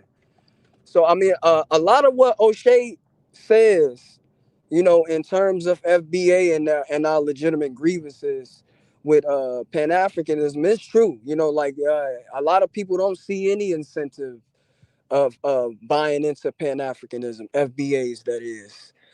However, for the people who do, I think it's counterproductive for FBAs to be trying to shun them. People like Dynast or somebody like Brandon.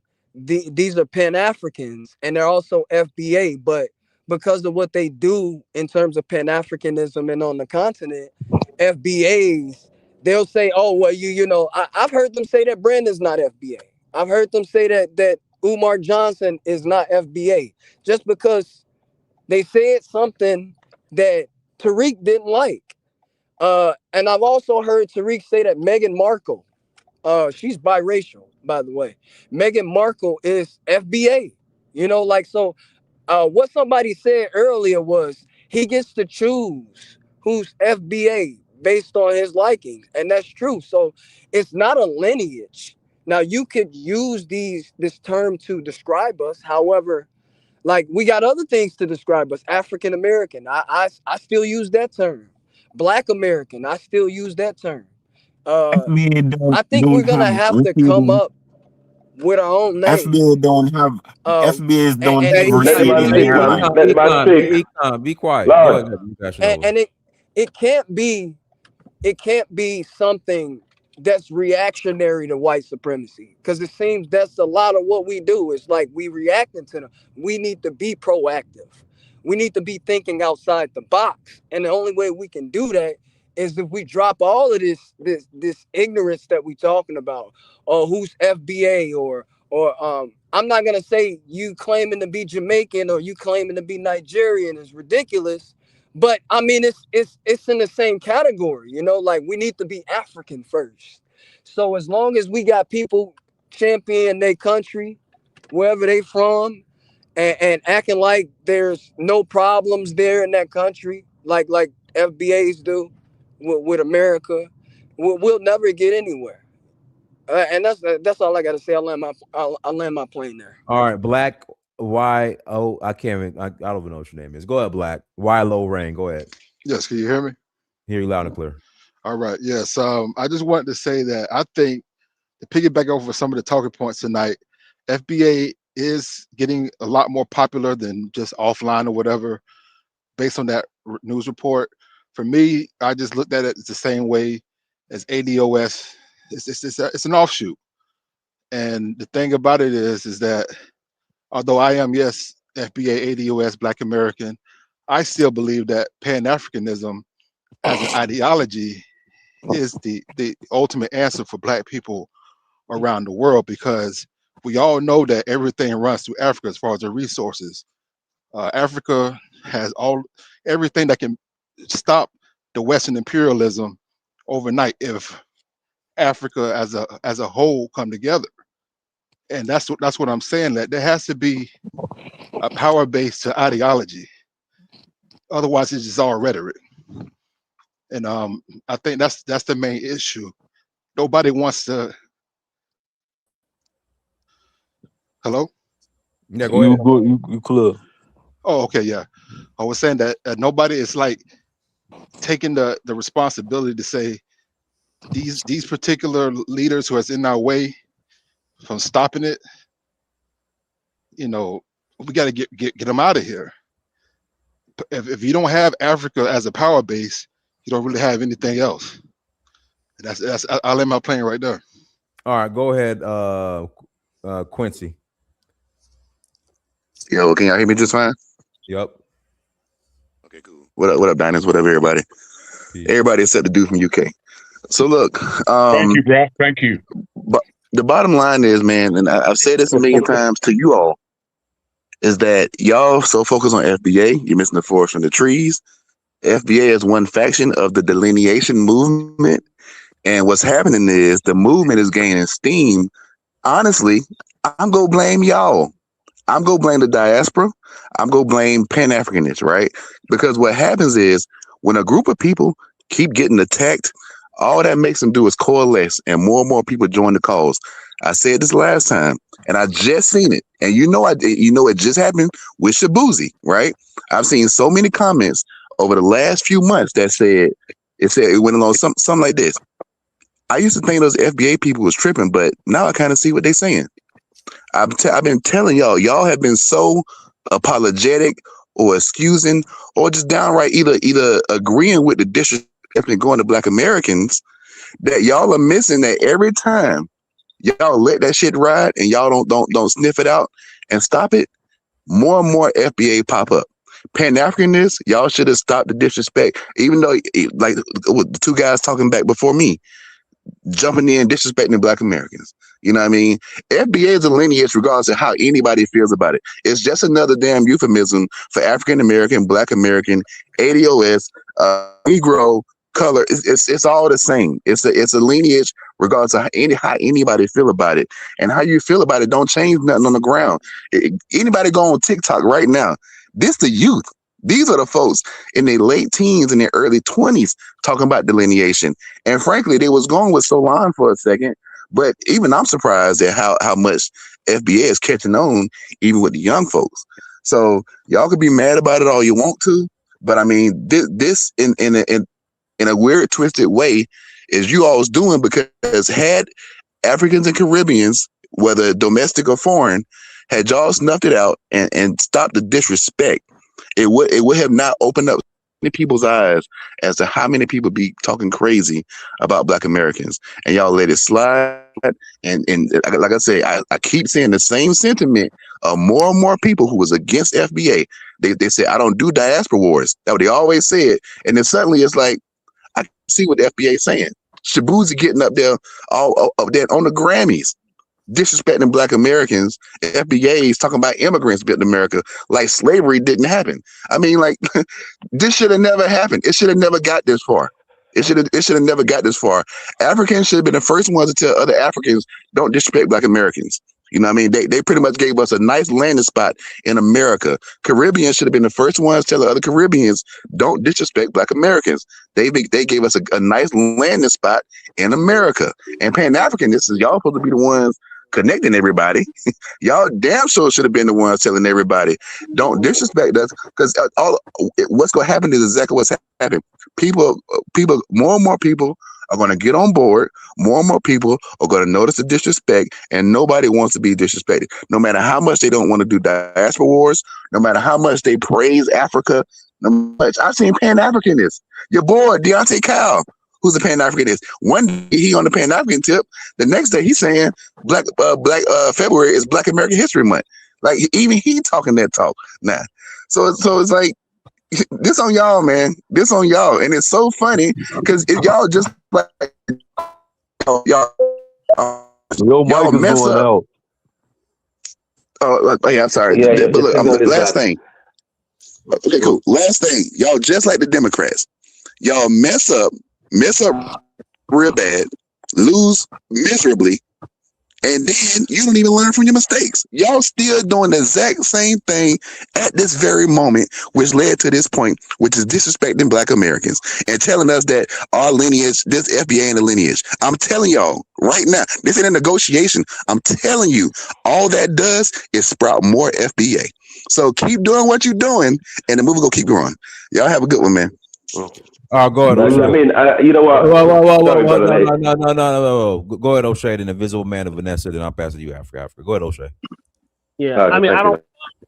I heard what the brother was saying, and let me try to be like, let's say, more objective. I'm not saying he's wrong or right or whatever, but I recently had a young lady here in Uganda that's trending all over the country that I really knew. She used to come to all our events.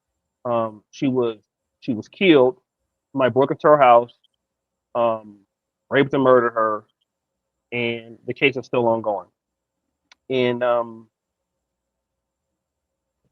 me and all the people that know her from America and just know of her friend group that come to our stuff. And when we wanted to try to go into like, where is the funeral, where is the wakes and stuff like that, there was a conversation about, hey, maybe it's not cool for you guys to show up, and one of the reasons why you may not need to show up is because we really don't understand these things, and even us as Ugandans may not show up because you don't know what's going on. You don't know if they're going to ask you for more or whatever else like that, right? And not to say that was all the way true, but this was what Africans was telling us, right? Like, let the my buddy has an African girlfriend. Let her go to the village. Let her go and do those things. And then as the brother was talking, I was just thinking, in general, it's very expensive for most Black Americans to kind of participate in Pan Africanism to an extent because largely we just can't really maybe not understand what's going on. And for just like African immigrants coming to the United States, it's hard for them to kind of understand our problem, right? And it's very difficult for us to kind of understand how somebody grows up maybe in Africa and what they had to go through and what somebody in Jamaica had to go through. So now what happens is, in order for you to kind of understand what somebody is going through, you have to really take in a kind of cognitive look into somebody else's point of view and to try to invest your energy there, try to understand that person. And then sometimes, in some cases could be bad or good or whatever. And then it's just so much easier to kind of stay where you are. And the only way you can kind of venture out and try to understand something else is it has to be some level of incentives. And that's kind of the problem we're having right now, right? With everybody. It's just that Black Americans, it's just easier for them to stay where they are with what they understand. A lot of Black Americans may be understanding, hey, we have the spending power, hey, we understand our own customs.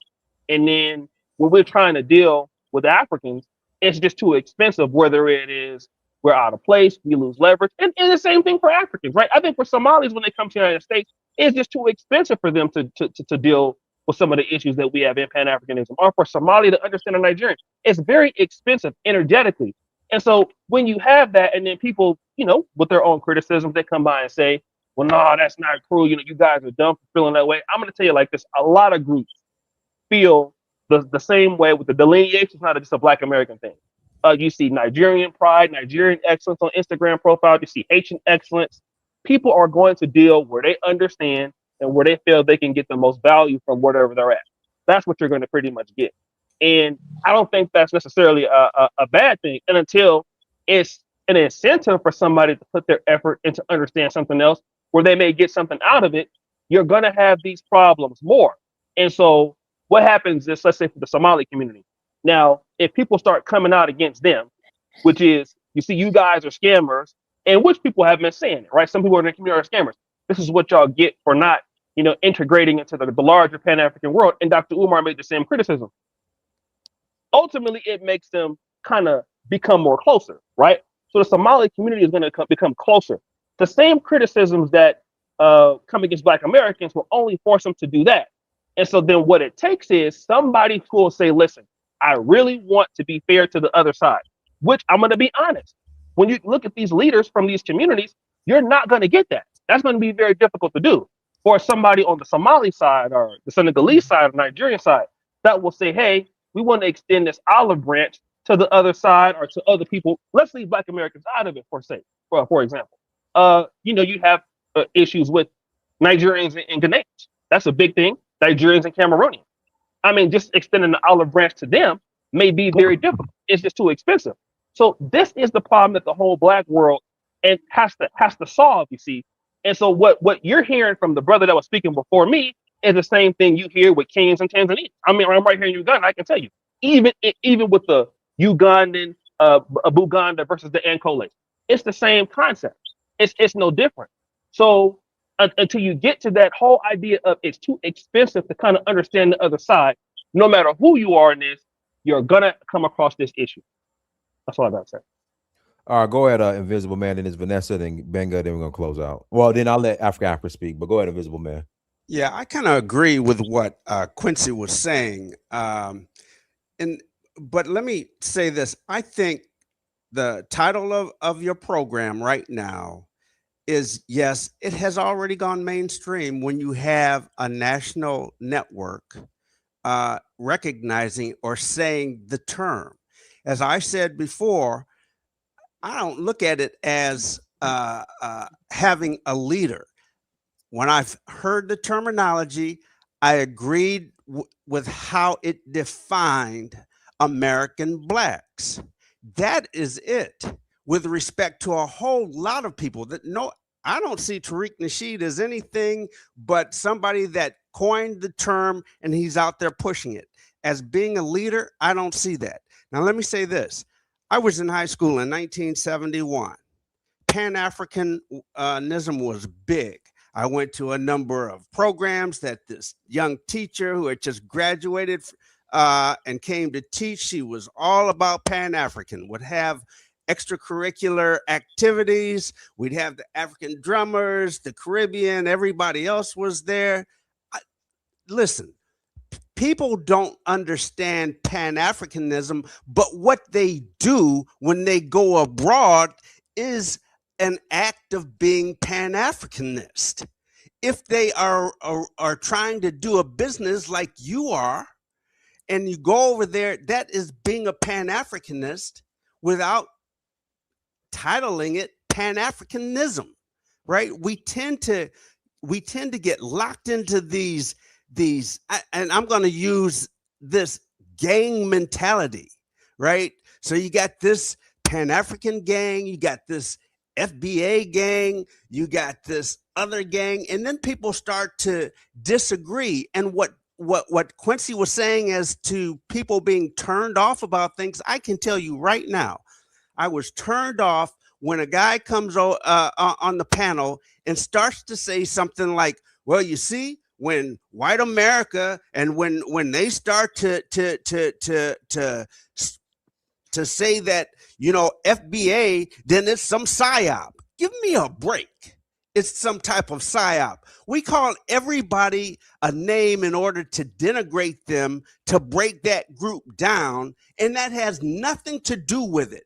There's nothing, not one thing, not one iota of a thing where this has been a part of some extra governmental affair where they have recruited black people to do this. I said before, my cousin is Claude Anderson. He may not have used the term FBA, but he used Native Black American, like somebody corrected me in the chat. He's not somebody that is being used as a psyop, and I'll leave it with this. We used to have race riots every year, 1971, 1972, 1973. 3 years out of my high school, there were race riots. I will tell you the best sight that I ever saw as a ninth grader, a 13-year-old who wondered what the hell is going on since it was the first year. 500 brothers started walking down the street from 7 Mile to the school. They were from 4 other high schools, and what they said was, we are not going to allow our brothers over at this school that's a magnet school get their asses whooped just because they're over here in this white neighborhood. 500 brothers walking a mile that got off the bus and out of cars. Do you know that shit stopped quick, fast, and in a hurry? Can you imagine if we were to do something like that? No matter what it was, whether it's a war, whether it's trying to do business, whether it's trying to do anything else, if we would come together, but we don't come together because you got people that are always criticizing people, criticizing a group because they have an issue or it's taking away from them. And to say that because it's gone mainstream, it must be some governmental backhand, underhand that's involved in this. That's a load of crap. So, and I said this before, I have never slighted anybody. And I think I said that to the guy from Europe. I've never come on here and slighted. And every time somebody comes on here and slights another person, it's like Quincy said, the group grows stronger because they become angry with the other group, because we look at the people that are on here as representing the whole. We know they are not. So that Shabuzi comment got everybody upset. And we think that, see, that's how they see us. Therefore, we're going to go hard on what we believe we ought to be fighting for ourselves. We are not saying we dislike anybody else. We are only saying we've been over here since 1526, and we have fought for things to get things right so that others around the world could enjoy some of what we have enjoyed. But now we find comments like are coming from other places, other corners of the world, and we are turning inward. It may be a mistake, but just the fact that we are being recognized for the things, and as you said, Dinus, the things that truly represent the Black culture, not this bullshit rapping stuff, wearing your pants half hung down, girls just twerking all over the place and saying rude and crude comments. We created so many things in America that makes life very easy for everybody in the world, and we need to get that out there. I'm finished with my rant. After they talk, can I respond? Because he directly addressed their sentiments. The people that haven't spoken go to. If you still have Well, time, if let you me don't, do, it's let me cool. do this. Let me pass it to Vanessa, and I'll pass it to you. Go ahead, Vanessa. Hello, can you hear me? Loud and clear. Hey, Dinus, what's up?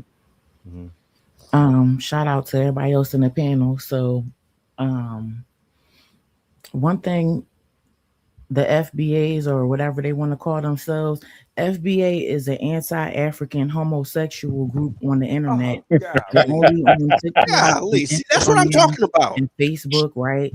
I live in Philly. I have yet to see them in my face tell me I'm not African. All my credentials say African American. When you fill out for a job, the census, for a bank account, the race, RACE, is African American, right? Because of course we live in America, but the base of the race is African, right? And nobody is going to take that from us. Nobody is going to sit here and make up some fake ass group on the internet and tell me I'm not African because you're upset with your behavior and how you conducted your the way how you interact with white America. Right now, white America is moving. They got two different fractions and they going through their own war. And black America is sitting here looking stupid, arguing with African immigrants when really it's not the African immigrants, it's you. Y'all failed the community. You stayed in America too long and was cooning and buffooning behind these white people where yourself ain't together. How is it that the Somalians can come in here in 10 years and spin circles around you? The Koreans and the Chinese people ain't delineating. The Indians ain't delineating. The Europeans that come here, they don't need to delineate, but you feel the need to delineate because you're anti-African and these Negroes over here is weak and pathetic. Now the main enemy is them burrito eating bastards coming from the border with that cartel money. You see what I'm saying? They in all 50 states. Joe Biden let them up in here. They said 10 million, but we could really say 25 because when they come in here, they tag team and they got a flag, a country, a language, a religion, and a cartel behind them. And you want to sit here and come at some lonely Africans. So what if they don't like you? I don't like you and I live here. So get your minds together. The race is all of that. Stokely Carmichael, all our pan African, well, don't even want to say pan African, but African centered scholars. Dr. Ben, y'all going to drop Dr. Ben and talk all these different names about them. Talk about Dr. Henry Clark, Marcus Garvey said, Africa for the Africans here and abroad. Up, you mighty race, accomplish what you will. Ethiopia is the land of our fathers, the land where the black gods and goddesses love to be. Stop fucking playing in my face. Don't ever insult me. You don't know the heart of an African woman who with no nation in this country, who long to go home. Y'all Negroes cannot stop Africa's children from coming home. And one thing I am going to say, O'Shea, you was dead wrong coming after Dr. Arikana, who sat on the administration during the Trump's administration as the ambassador to the African Union. She got more power and been in more places than you'll ever be. And to sit there and do that is totally disrespectful, sneak dissing, and that's a crab in a bucket mentality. And who's a real doctor and who's taking us places further than you could ever will. But we're going to save that topic for another day. FBA ain't mainstream because guess what? Mainstream is when I go downtown and I complete my documents, it's going to say African American, and nothing on my documents say FBA, fraud BA. And FBA really means fulfillment by Amazon. If you want to get technical, y'all need to grow the hell up. Get y'all fucking mind right. Because at the end of the day, this country is going through some shit. The dollar went down, boo. So the only way out is Africa. It's Garveyism or perish. And if you don't want to accept that, hey, that's fine. You could stay here and go down with the ship. The slave will always go down with his master. I'm fine with that. I'm happy with that. But you're not going to stop this child of Africa from coming home. My credentials is ready. My paperwork is ready. My passport is ready. When my bag is up, definitely my permanent move will be over there. And when I get there, it's going to be all blessings. The same way I showed Speed went over there and showed us a whole different world. Them Africans ain't even thinking about y'all because y'all don't have no land. You got no resources, and y'all sitting here still crying for reparations. Y'all destroyed the little bit of progress that in Cobra had, and now y'all sitting here talking about some. Oh yeah, we ain't African, and Africans don't like us, and we doing this and this. The lineage. It's not your lineage ain't my lineage.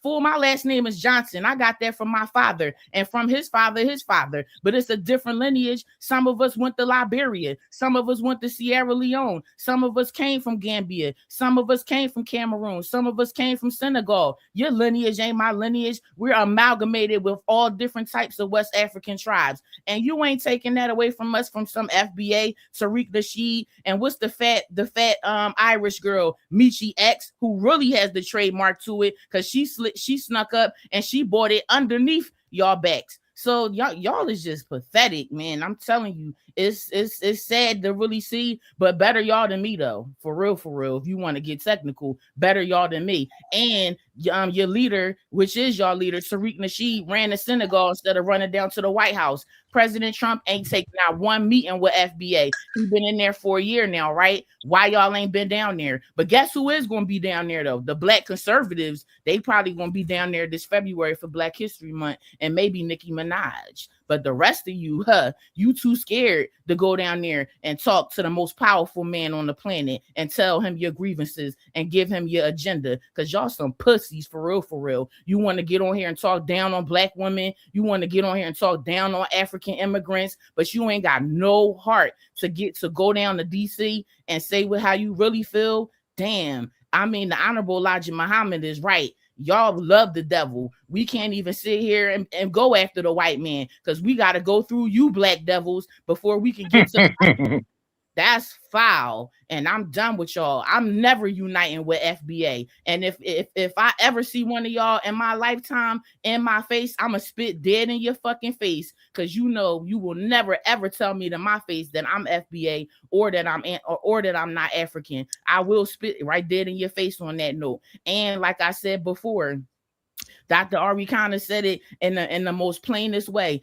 Going back to Africa is for the ones who are African centered. And Marcus Garvey said it. Everybody ain't gonna be able to go because y'all still gonna be here with y'all white Jesus and y'all white girlfriends and y'all white lovers, and y'all don't want to go back to Africa because y'all gay. And you know that once you step foot on that continent, if they catch you, they gonna kill you. So you need to stay here in the projects where you belong. getting your subsidies, your government welfare, your government cheese, your government food stamps. Get a little job if you can, or whatever, or do some door dashing, and that's the best that y'all gonna be able to do, because y'all complaints and y'all grievances is on deaf ears.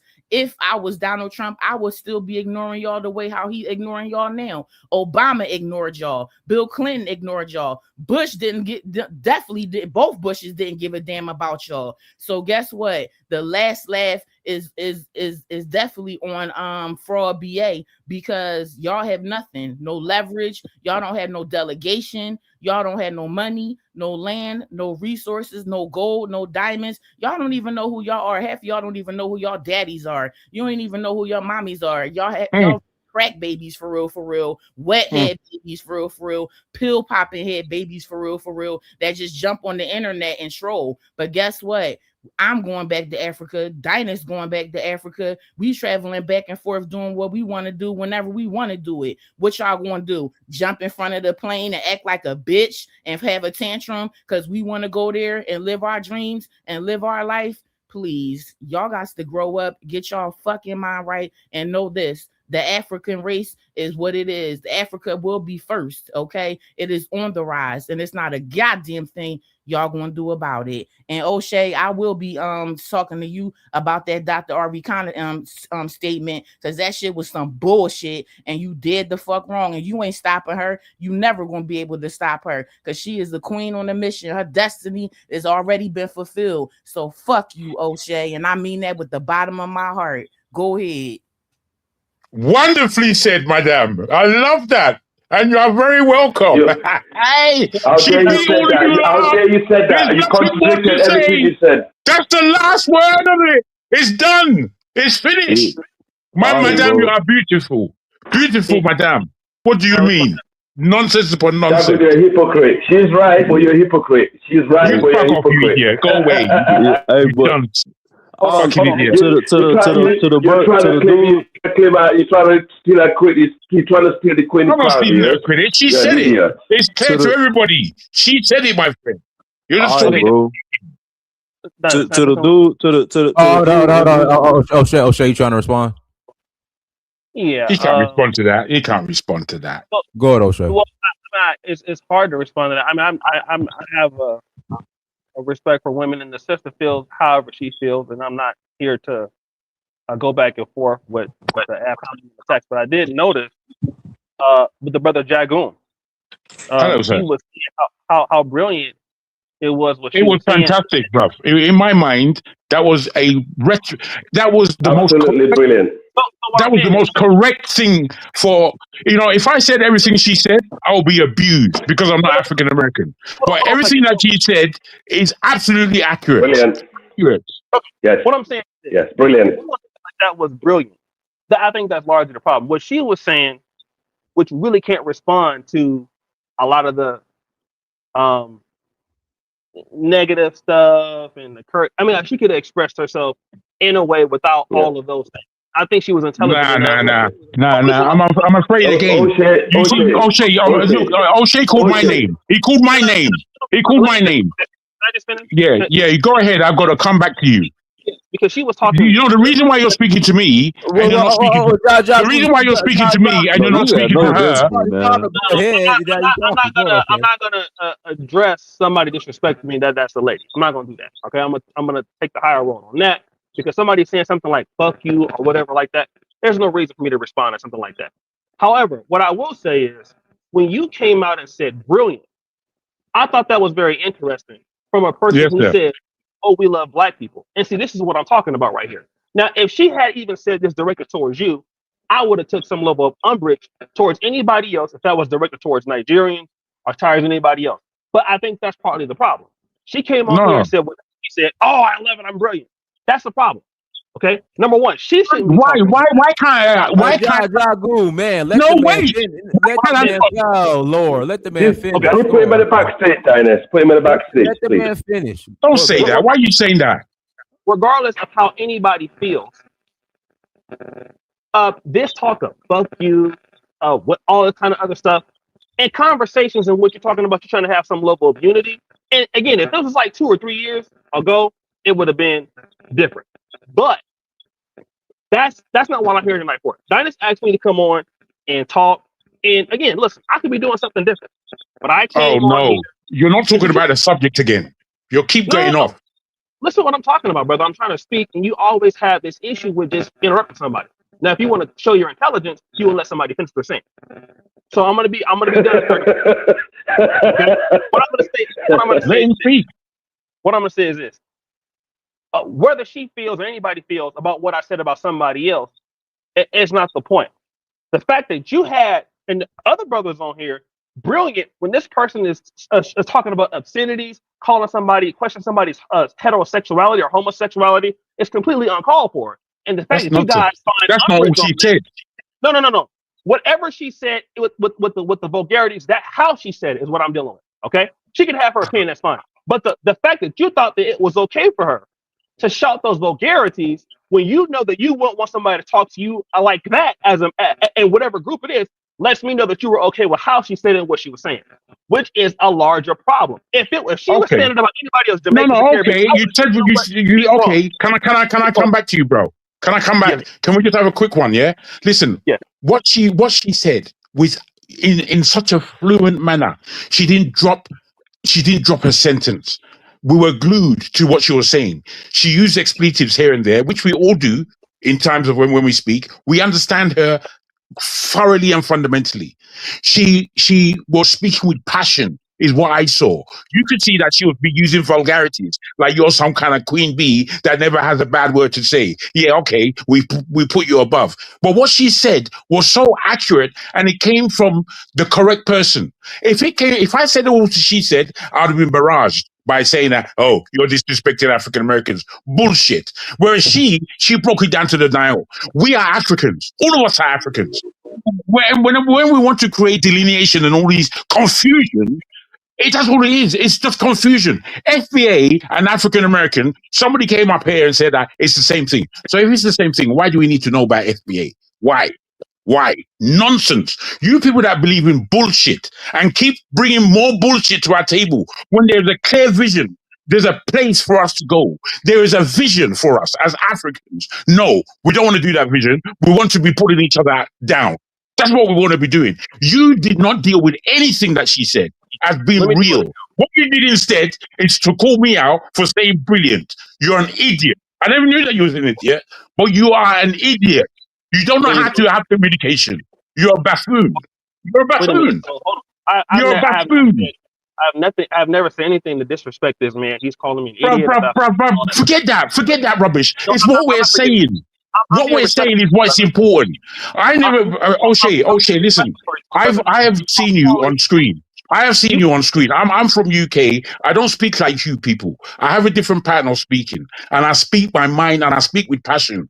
And when somebody Passion. is veering from the subject and trying to sit on the fence and trying to stay on the fence without choosing a side, which means that he can genuflect wherever he wishes. No, you see, we don't need that. What we need today is clarity of mind, clarity of thought. And when you give me your rhetoric of nonsense, bruh, it's buffoonery. Buffoonery Okay. is what it Can I is. respond? Finish. Let me respond to that. Let me respond to that. So first of all, the young lady was saying we are not.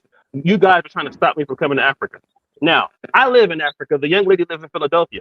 My fundamental question is, since since I'm whatever I am, why is she not here? She's not here. No, She's in America. that's That's another number one. American No, no, that's nonsense. the That's truth. rubbish. The Rubbish. young lady is It's in about where Philadelphia. your I'm heart is. in Philadelphia. I'm Hey, in. guy, So hold on. So let That's O'Shea not what I talk. Hold said. on, so, but, hold on, so Vanessa. So Let don't O'Shea put her talk. down. Go, O'Shea. she's also said that you guys are trying to stop me from my African dream. There are many FBAs who most likely don't feel as extreme as Tariq or moderate like myself or anything like that. So to paint all FBAs, because I mean, if it's tied to a lineage like most believe, then you have FBAs who love going to Africa, who identify with it. So no one is trying to stop this young lady from going to Africa. I And never I said don't that. disagree with some of the knowledge that she was saying. Yes, you did.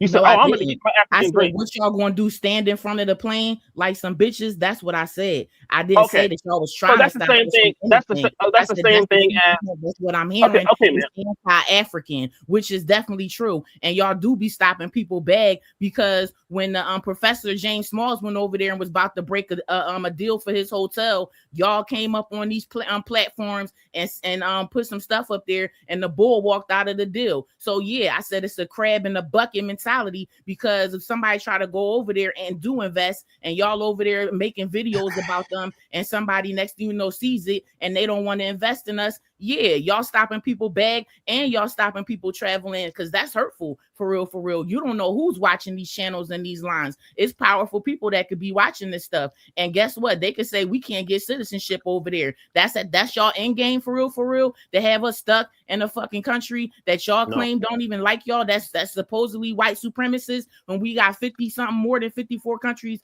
in Africa to go to that ain't white supremacists. We know that there's problems on the continent, granted, but the same problems with the police and all of that, we ain't gonna have that over there the same way we have it over here. So don't do that. Don't sit there and but do that, man, O'Shea. can I ask you Y'all a question? dead wrong. And Man, furthermore, yes, I will be getting to Africa. I do have a passport. You don't worry about when I get there. Just know when I get there, it's the fuck on. And okay, second of all, too, so what did I curse? Y'all be up here cursing and saying all different stuff. Y'all just can't take a strong black woman to say what she want to say. Like I said, I ain't no fucking puppet. I ain't no Christian nigga. I ain't no Democrat. Oh, Dynasty. whoa, but that's a $10 yeah, tariff. I mean, Yeah, I got I, you. I, Yeah, man, I mean, that's And like I nonsense. said, let me I ain't respond to no her. Christian and I ain't no She Democrat. So I don't want to hear none of that crybaby shit y'all be talking about. Fuck out of she here. doesn't Like even. I said before, fuck you, O'Shea, because that was some bullshit Yeah, that she said okay, that's fine. about Dr. That, Arikami. that's fine. And like I said, as a woman who's in Africa, I wish that you would learn how to express yourself without I telling can somebody express else. myself any way I want Okay. to. Well, That I'm just you don't hoping that tell you me would. what Let me to, just how also to deal with express this. myself. Let me I just can say. Let me just say articulate this. myself very well, which I Okay. always do. But I'm Okay. talking, Great. I just said the last comment was for you. I can say All that right. to Got it. you. That's okay. That's fine. I don't know you personally, and that's not what the thing I want to say is this: the young lady doesn't live here. She don't have a work permit here. Nobody knows her for being here. She don't do nothing here. So And after what? she's in Philadelphia, I live here. Okay, that's what I'm known. Too So So baggy. Too so old I'm baggy not. for I wasn't you. talking about me Listen, being listen, over listen, there. listen, listen, I listen, was listen. Stupid, talking about what rubbish Understand? Dr. talk. Arikana was doing over Listen, there. this brother And you here, man, talking this shit guy about here. that.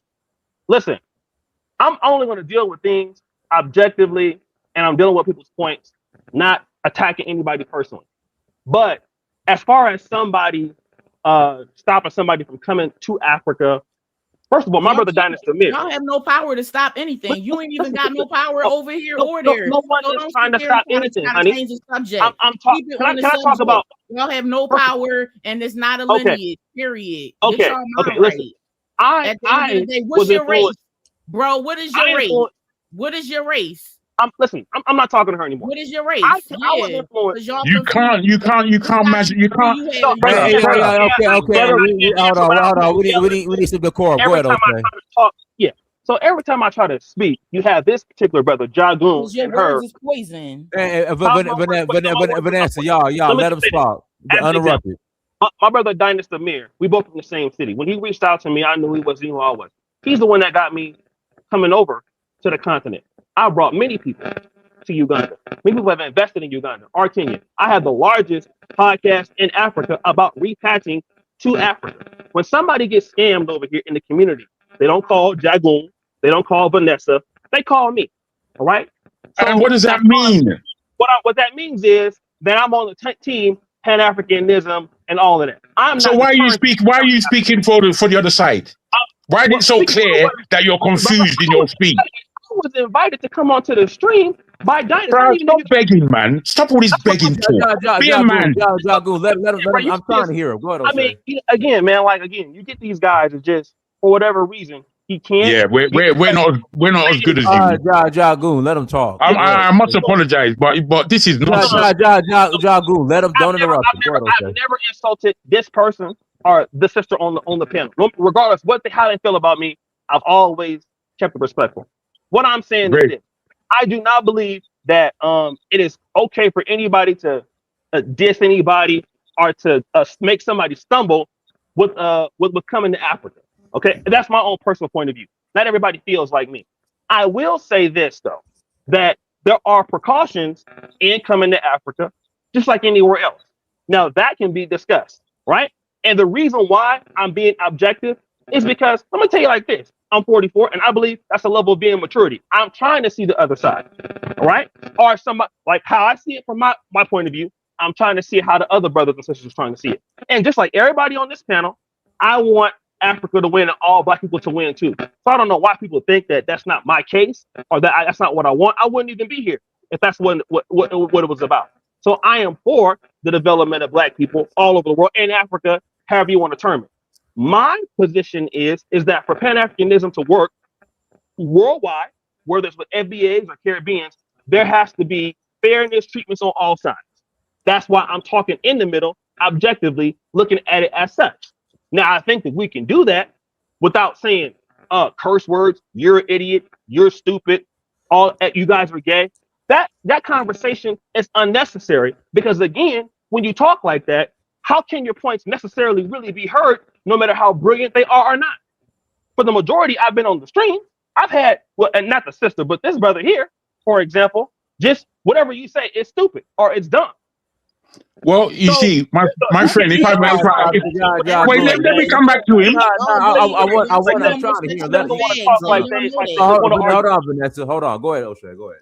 Let me come back to him, please. What I'm trying to say is You this. have your opportunity. You have your When opportunity. a Go person ahead, gonna throw insults and shots without dealing No, with I this won't. issue, No, then no, I don't. then that person doesn't want to engage in it. Because if he can't be respectful with somebody like me who's being fair, he can't talk to anybody else.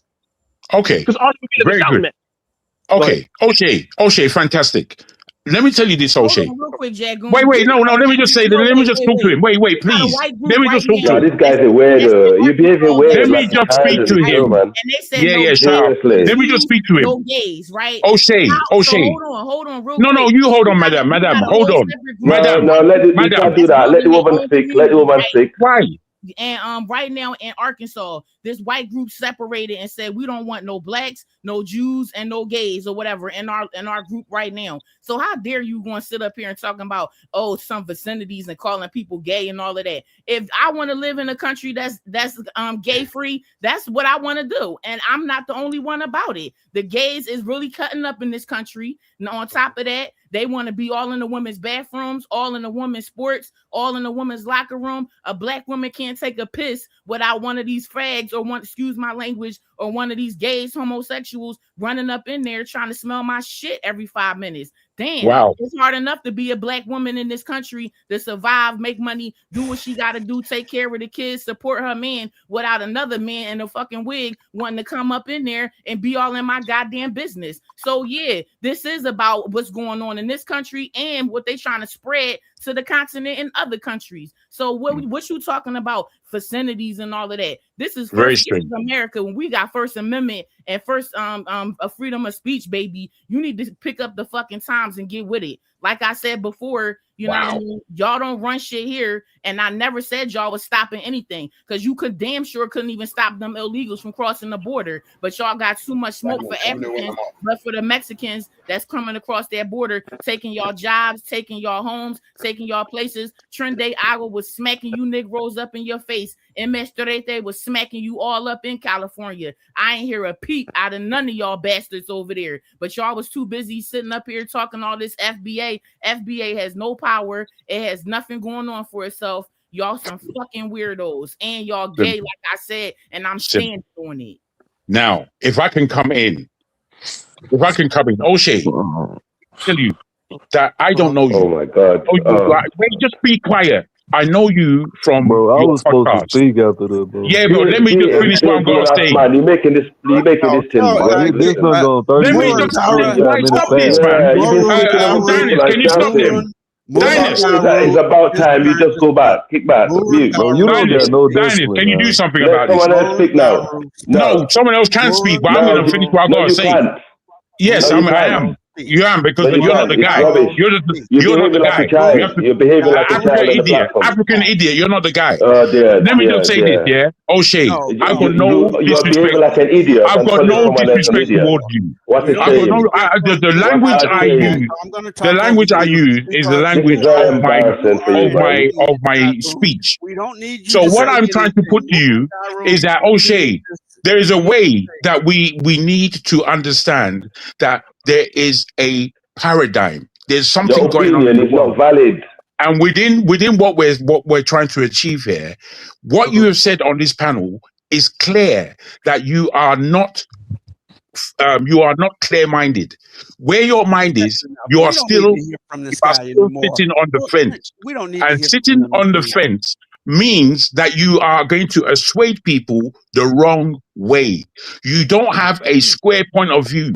You yourself said it was Diners that brought you to Africa, which means it wasn't even your idea to come to Africa. That's a serious reveal. That's a serious revelation. What he You said. know, my mind is my mind. What I am as an African, you can't countenance it. I would like to come on your show. I would like to come on your show and break it all down to you. No, no, no, no. You're not gonna do that. But go ahead. Exactly, It's exactly. your chance You to go can't right bring people like me. You can't now. bring people. We're too black. We're too African. No, For no, all it's not of- that. You just don't know how to act. That's what it is. yeah, you don't know that, brother. I'm, No, I'm, Can we I, let somebody else? Look. I think I don't Marvin take no Gowrie was offense trying to. to speak. Marvin Gowrie, listen, let somebody else speak. But just going back to the It's point, actually quite embarrassing how some people let present Marvin themselves to be, Gowrie, isn't it? You know, He's let him it's interesting. very Go speak. ahead. embarrassing. Go you You can know, ahead. be embarrassed who it's you like a want. bunch I'm of not embarrassed. teenagers. I'm It's not like a bunch embarrassed. of teenagers You're an with their idiot. egos, What you and need to trying to do, be. yeah, Yeah. is read some of the Wait, wait, comments. let me say this real quick. Fulani. It doesn't matter. It doesn't I, matter. Look at that I, again. It just shows I, exactly how Yeah, yeah, yeah, hypocritical yeah, yeah, and yeah. You have to low. always bring your You're a very mouth. low Bring. key guy. You're a very low Yeah, key yeah, guy. You're okay. very low Keep key. that. Keep that. Yeah, Keep yeah, that. low. Keep that. Yeah, It doesn't matter if I'm low key. you're very weird. You're a weird man. You're a weird man. Honestly, Okay, I keep hope you that as understand well. that. Keep that. Have that in your chest Mm, and befriend it. mm. Keep it. I don't care. What's that No, got man, to I'm do with just me? saying. Everyone can It's say got nothing to do with it's not. me. It's got zero I'm to do sure with it's me. love. It's got Okay. All you're trying to Anyway, do, anyway. all you're trying to do is to soothe your own idiocy. That's all you're trying to do. You're not able to do anything else. You're not adding. Oh God. You're not adding at You're all. not. All you're doing is There we personal go. attacks I on don't want an people, argument and with you're you, not bro. bringing. You're too So dim. you're trying You're to. too dim for No, me. you know. Listen. You're Oh dim. dear, dear, dear. DIM. I'm too bright for you. I am too I mean, bright for you, and Yeah, here we you're go. Here behaving we like a go. child. Here we I go. don't, Here we go. I don't No, know. Dennis, Let me when just I say this. talk, let me. I don't know Fucking if idiot. I was gonna say one last thing. I don't There you know if go. these conversations are really beneficial. If it's gonna end in something like this.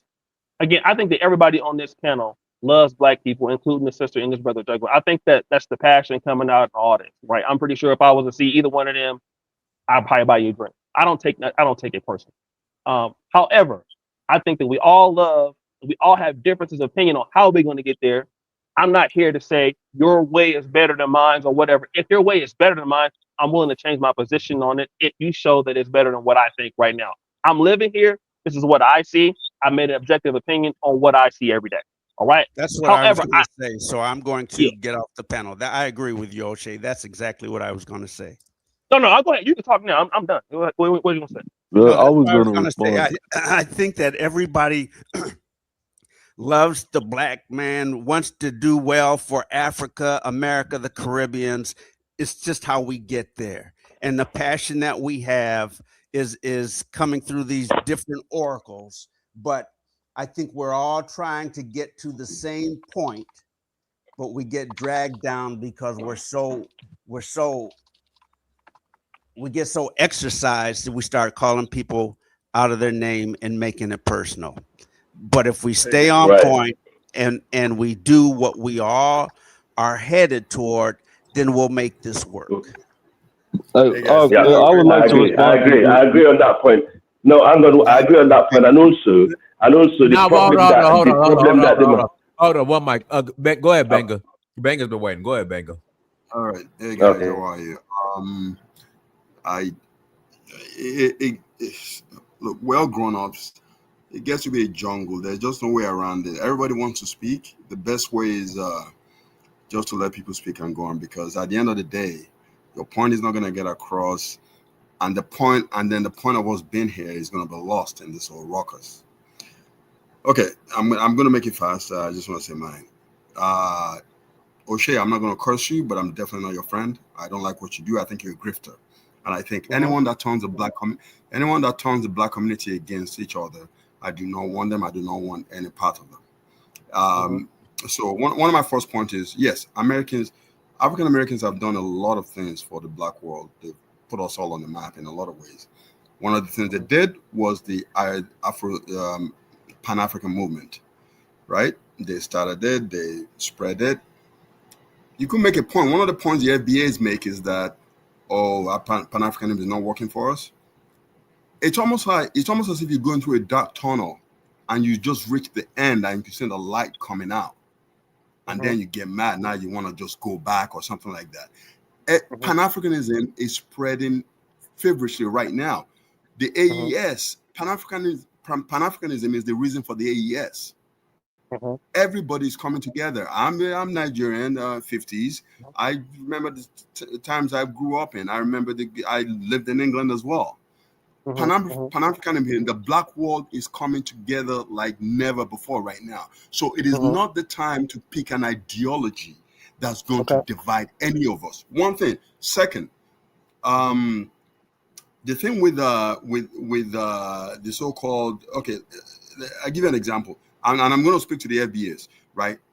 Look, FBAs is our version of MAGA. Okay, these movements are usually, and it sucks for me to belittle people, but Hillary Clinton was right when she said MAGAs are a basket of deplorables. FBAs are our basket of deplorables. They're just simple Simon uneducated, retards. I'm not co-signing anything Hillary Clinton says. Okay, all right, that's fine. That's fine. I totally get that. I'm just saying that it is a populist movement that is not sophisticated, and people are just, it's our version of MAGA, period. That's what it is. And then the last thing I'm going to say is, I'm going to give the example. I'll talk to the FBAs. Part of that talking point is, the other diasporas look down on FBAs. They talk bad about them. I'll give you a little history. I went to University of Miami.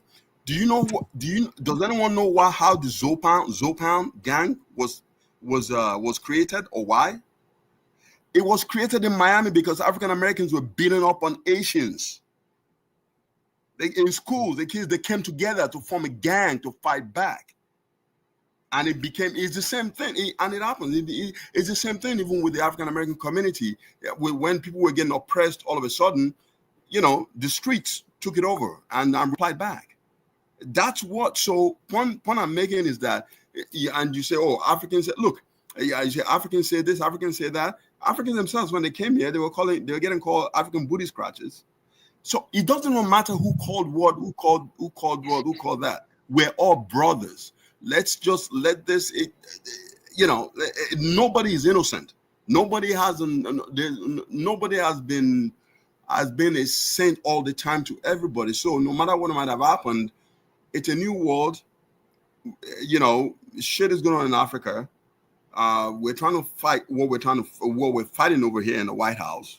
If there is a time for us all to come together as Black people and be strong as Black people and live under one Black umbrella, it is now. It is now. So this, FBA, look, this whole thing, Tariq Nasheed is a hustler. And I still believe it's a CIA thing, honestly. I mean, it came from ADOS or what have you. I'm not even going to go into that basket. But the point is, these are grifters and hustlers, and are bringing people around, and they're bringing poor people around. Hey, people are picking it up. Look, I've never heard anyone in real life talk about FBA. The people I deal with anyway, credible people. I'm in New York. I don't, even in Harlem, even in the Bronx, in Brooklyn, I haven't heard anyone talking. There's no way you can live in this freaking country as a diasporan without involvement with African Americans. There's no, so this whole thing is a misnomer. It's all the black people are together. My business partners are African American, and that's not a big deal. So it's silly talk, and we all need to. I don't know how we're gonna wake up, but and the first way we start is let each other talk, and I rest my case. Good Can I luck. quickly can I respond to that, brother? There. Oh, go ahead, O'Shea. Okay. So brother Benga, I don't know if that's how I pronounce your name. Yeah, it's good to talk to you. I know that you may not be my fan, but what I think one of the issues is with someone like him is he's saying that ultimately we all should come together. It's the best time to come together right now. Okay. And then he also makes a very strong point that in certain cities like Philadelphia, New York City, where you have a large black amalgamation, different people, Caribbeans, and it's different. Me and Dynasty from Sacramento, whereas if you're black, you almost 100% you're African American, Black American. If you're living in Seattle, is for the most part, Black American. The reality is, he says that we are all brothers. Now, I believe in earlier time, 60s, 70s, 80s, that might have been the case. But we cannot deny that people are not feeling that now. And it's not just because of a person like Tariq Nasheed. I went to Howard University for a minute, and that black divide was even there then. Caribbeans was one side, Africans was on one side. I can remember, a young lady from Trinidad telling, ladies in general, our families told us not to date Black Americans. So what you're seeing now has been compounding for years. And so to deny that has been happening, even if he may not personally feel that way. And I don't think that people who are dissing FBA and saying that it's stupid, which I'm not going to get into what is dumb, whose ideology is not dumb or not. I think that's not important for this. But to act like this divide hasn't been happening for a long time, I think that's a problem with that, because it looks as a failure for him to see the opposite side of what somebody's trying to say. Now, I do understand people on Twitter, FBA, they do call names and troll and all of that, and that could make somebody stumble as far as their opinion towards FBA. But I can tell you, my mom went to UC Davis in 1968 when Nigeria started coming. And so the conversations that were happening now were happening even in those days from Black Americans. And then now it just has gotten worse as time goes on. And so if somebody says, hey, we're brothers, why are you delineating? Well, obviously, the people who are delineating don't feel that they're your brothers. And the reason why they feel that they're not your brothers is because they don't feel that there is value there. And so when someone says there's no value there, then the response is those people are stupid or those people are whatever. Instead of they're trying to see, well, why does a person feel like that? Because I'm gonna tell you, when you started talking about Zoe Pound, I've heard Haitians talk about that. When you've heard about Africans calling people African booty scratchers, I can remember that happened. So I can understand what he's saying from his side of the story, because I know some of those stories are true. Now you can defend it by saying, well, Black Americans, we roast the lie and we don't really mean it like that. But Africans may not take it like that. That may not be a culture of accepting a roast. So we have to also be cautious of how somebody else feels. And so when I hear a brother talk like him, he is unwilling to see how somebody feels because he simply doesn't want to buy into that. And so you're trying to overgo somebody's distress or how they feel to say we're all brothers. Well, if somebody don't feel that they're your brother because they feel somehow they're slighted or wrong, or they don't feel value for being a part of flat blackness, then they're dumb.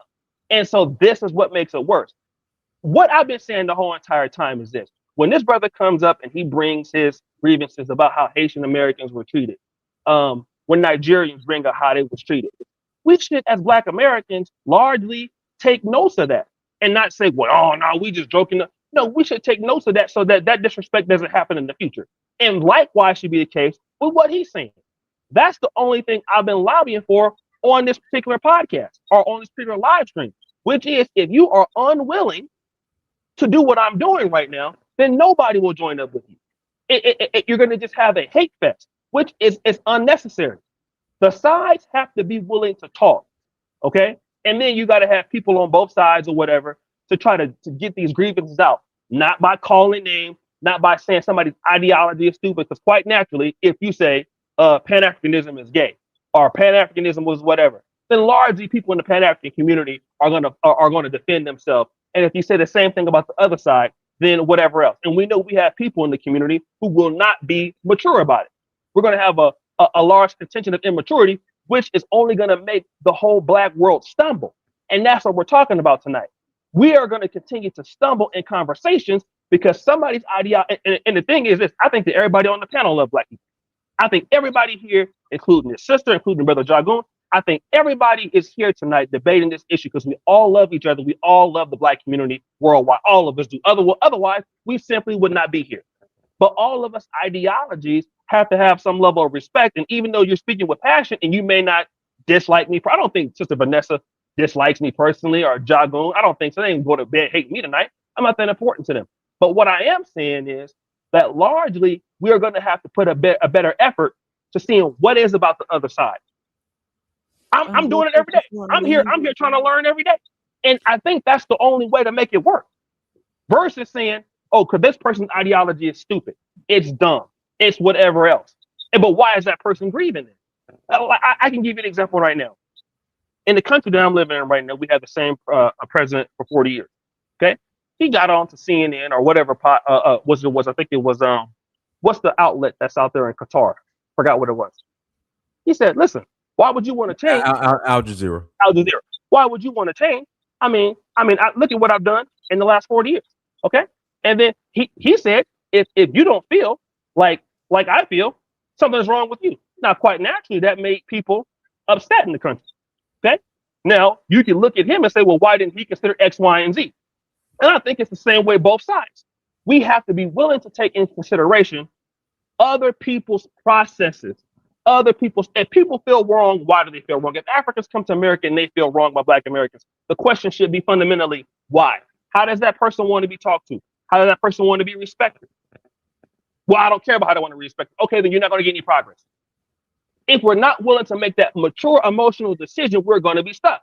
And I'm going to tell you like this. I know you don't like my content. I'm largely a critic of the Black world, all of it, because we have to get things out in the open tonight, which is what the sister has done. It's what Jago, we're getting out in the open. These conversations, if respectful, can get it out in the open, but it has to be done in a way with some level of understanding. That's all I got to say. Real quick before I leave, Dinus, O'Shea, no, I don't hate you, but I just didn't like and appreciate the bullshit that you said about Dr. Arikana, and that's just how I feel about that part.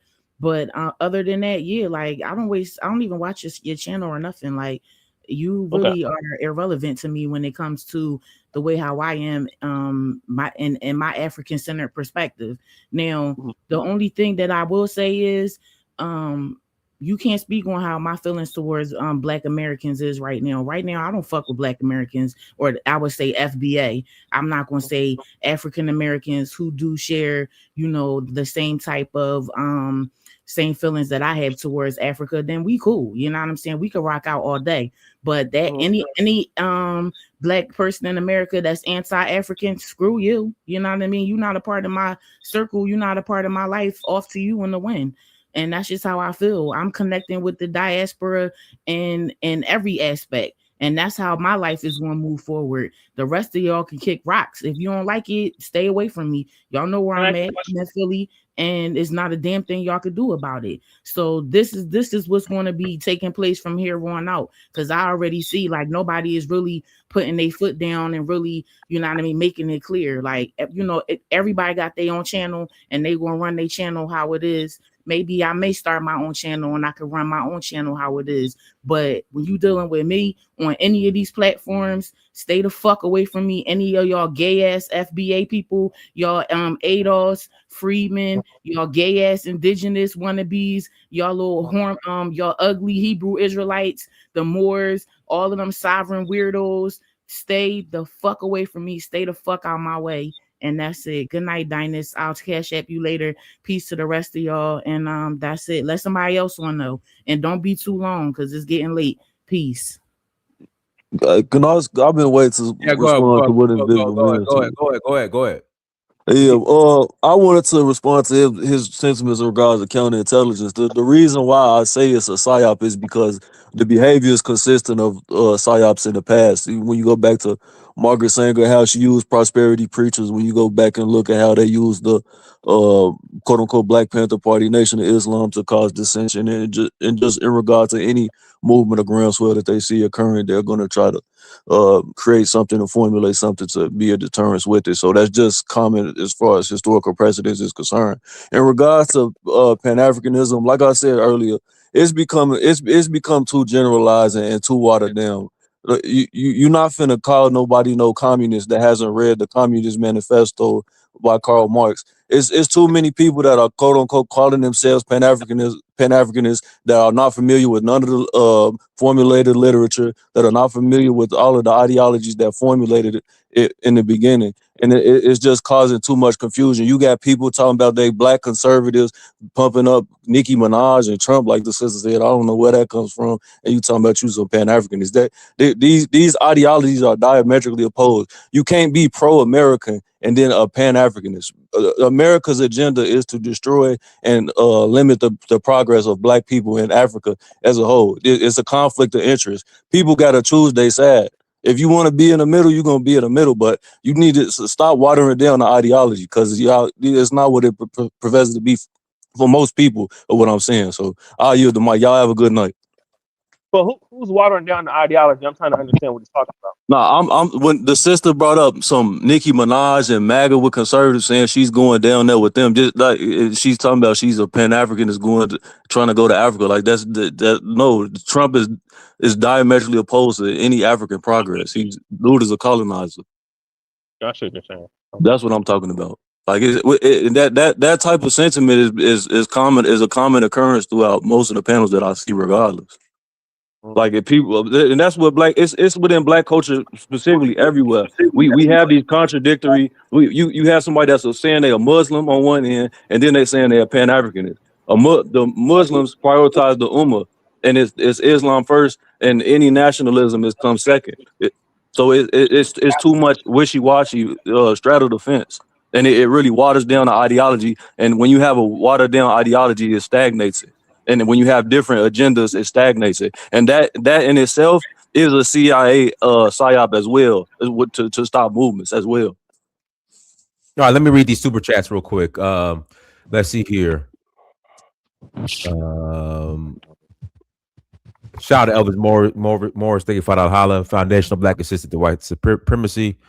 Shout out to Elvis Morris again. Her taxes paid $10. Oh, okay. Well, she paid it. All right, Elvis Morris, that was funny. yeah, it's Friday. Elvis just got paid. It's Friday. Appreciate you, Elvis. I'm gonna start doing shows every Friday, so Elvis can super chat. All right, so O'Shea Du Jackson, thank you for the 15,000 you got in shillings. This is why I don't do panels. Shaking my head. Kofi, thank you for the 499 holla. The way she talks, no African man will deal with her. Jagoon, stop hyping her. The Professor Smalls deal was pulled because he criticized Africans. O'Shea Du Jackson, thank you for 22,000 holla. Shout out to the sister Vanessa and brother Jagoon. I don't any offense to what was said tonight. I'm sure they love the community also. Lion Champion 587, thank you for the 999 pounds. Big shout out to our wonderful sister Vanessa, the truth teller. Hey, let me say something though, O'Shea. So we used to have these things called Sunday Night Rumbles on O'Shea's channel. This is PG compared to the Rumbles. Oh my God. This is PG compared to the Rumbles. I might bring it back. Back in 2017, 2016. Should I bring it back? Yeah, why not? This is PG. Be mad. This is PG compared to the Rumbles. Yeah, they ain't all right, go ahead, Bang. Unmute yourself, Bang. Yeah, can you hear me? Yeah. Okay. Let me be quick and stuff like that, right? Because at the end of the day, I do think Black folks in America should get their own like their own identity that they want to call themselves and everything. Because at the end of the day, me, I would never, like, if I see like something like a government idea or whatever I'm trying to get, I don't never identify myself African American. I always choose Black or something like that, because I truly believe that the African American thing belongs to them. If they do want to call themselves that, if they do want to call themselves something else and stuff like that. So I take my hands off of that. But at the same time, when you look at so-called these foundation Black Americans, like now they're going through mainstream media, ABC giving them a shout out and stuff like that. You got Tucker Carlson giving them a shout out and stuff like that. Nothing wrong with that as well. But if the Foundation Black Americans started it as if they were attacking the white folks or the Latinos, I don't think the Main Street would have given them a boost, because we know who controlled the Main Street. But end of the day, if you're gonna try to start a found, whatever ideology or whatever they call your people, but then why started with the found, why started and then bashing Africans? That's what I don't get, especially in your own country, where like Africans are probably like less than 3%, and then Africans don't really control nothing in this country. You don't have no state where you need African vote for that person to become a governor, or you need African vote for that person to become a big time mayor in a big time city, or somewhere like senator, or something, or like House of Representative at all. So in a sense, it's just like if your goal is trying to better your people, you should go for the bigger thing, like get your people in where you could project power later on, not get in your people where it's like, oh, f you, f me, f them people over there, they talking about us, they doing this about us. You understand? Because Africans don't control nothing in this country, really, when you look at it. But in a sense, like everything, because if you want to start there and separate yourself, nothing wrong with that. But in my view, for a black nation to get respect, it starts in Africa. It doesn't start in America. If Africa never developed the way it's supposed to, the black race, like whatever you identify yourself, you will never get respect. You will never get respect. If that continent over there do not fix themselves up within the next 10 to 20 years, we would never get respect. We would never get respect. I don't care. I don't care what type of name you call yourself. I don't care what type of tribe you call yourself. Even in my tribe as well, we would never get respect. Never get respect. We would just be somebody else walking around, and then the foreigner tell us what to do. Currently, like what's going on in majority African countries as well. So in a sense, just like how the Super Bowl coming up Sunday, right? I guarantee y'all, when y'all watch the Super Bowl, right, you're gonna see a bunch of commercials and stuff like that. You're gonna see the American flag, you're gonna see the Jets, you're gonna hear the national anthem, you're gonna hear all these things, right? But once it comes to that money, who controls everything, you're gonna see the players, they're black. It's probably about 70 to 85% of them, they're black, right? But once you start getting to that commercial, you might see the black faces. But you look at who owns these companies, who controls everything. I guarantee y'all, 90% of these companies you're gonna watch do Super Bowl, y'all gonna go crazy trying to watch the Super Bowl, right? I mean, trying to watch the commercial as well. 90% of these advertisements you're gonna see is white owned. So like, how can you sit there at the same time, and then how to better your people within the next 5 to 20 years later? But then you want to worry about people that can't project power in your own country. But at the same time, something that your people control, they can't like get it equal in the sense that it could favor them. I mean, when you look at just like I mentioned, right? You look at the song, because you said you from California, West Coast, right? Both of y'all, O'Shea, and then the host, right? You look at this is a song that I said a couple days ago. Ice-T. It's called what's the song called? Damn, I forgot the song. Oh, he was calling out people in the game. Oh yeah, True to the Game. True to the Game, right? It came out, I think, in 1994 or something, or 1993, right? When Ice Cube, calling out all these type of black people around in America, right? They call you the monkey, you laugh and stuff like that, or you think you better than me because call with the white girl and then the police pull me over and stuff like that. That's technically tether. That is a tether right there. So if that a tether right there, and then Ice-T was one of y'all in 1990 in the early 90s, then how can you use that word to describe Africans that's not in control of the country at all? If I'm an African, I'm running for the Democrat Party, I'm doing what the white man tells me to do. The white man select me to favor them. It's the same thing where Africans say, oh, our politicians work for, foreigners.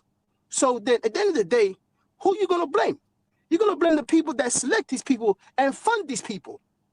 Because me, I don't agree with all black people around the world. I don't care if you're black. I don't agree with all black people around the world.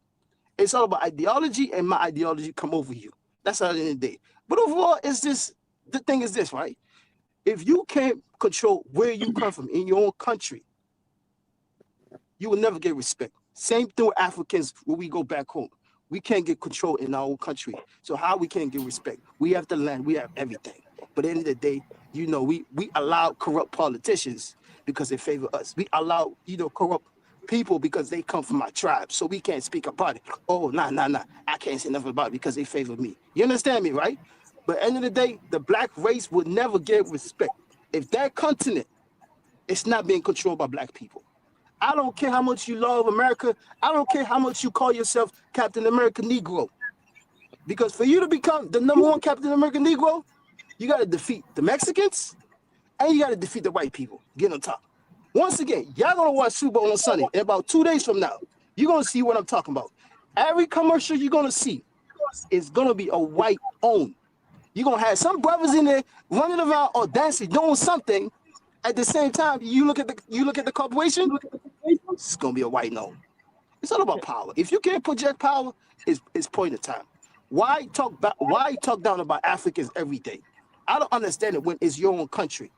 You should be telling us what to do. When Africans come over here, you should tell us what to do, and then we can't do nothing about it because you know why? Y'all got the country control under y'all in certain positions. But if I come up here now, I'm trying to be some type of mayor or whatever senator. I ain't gotta really listen to y'all.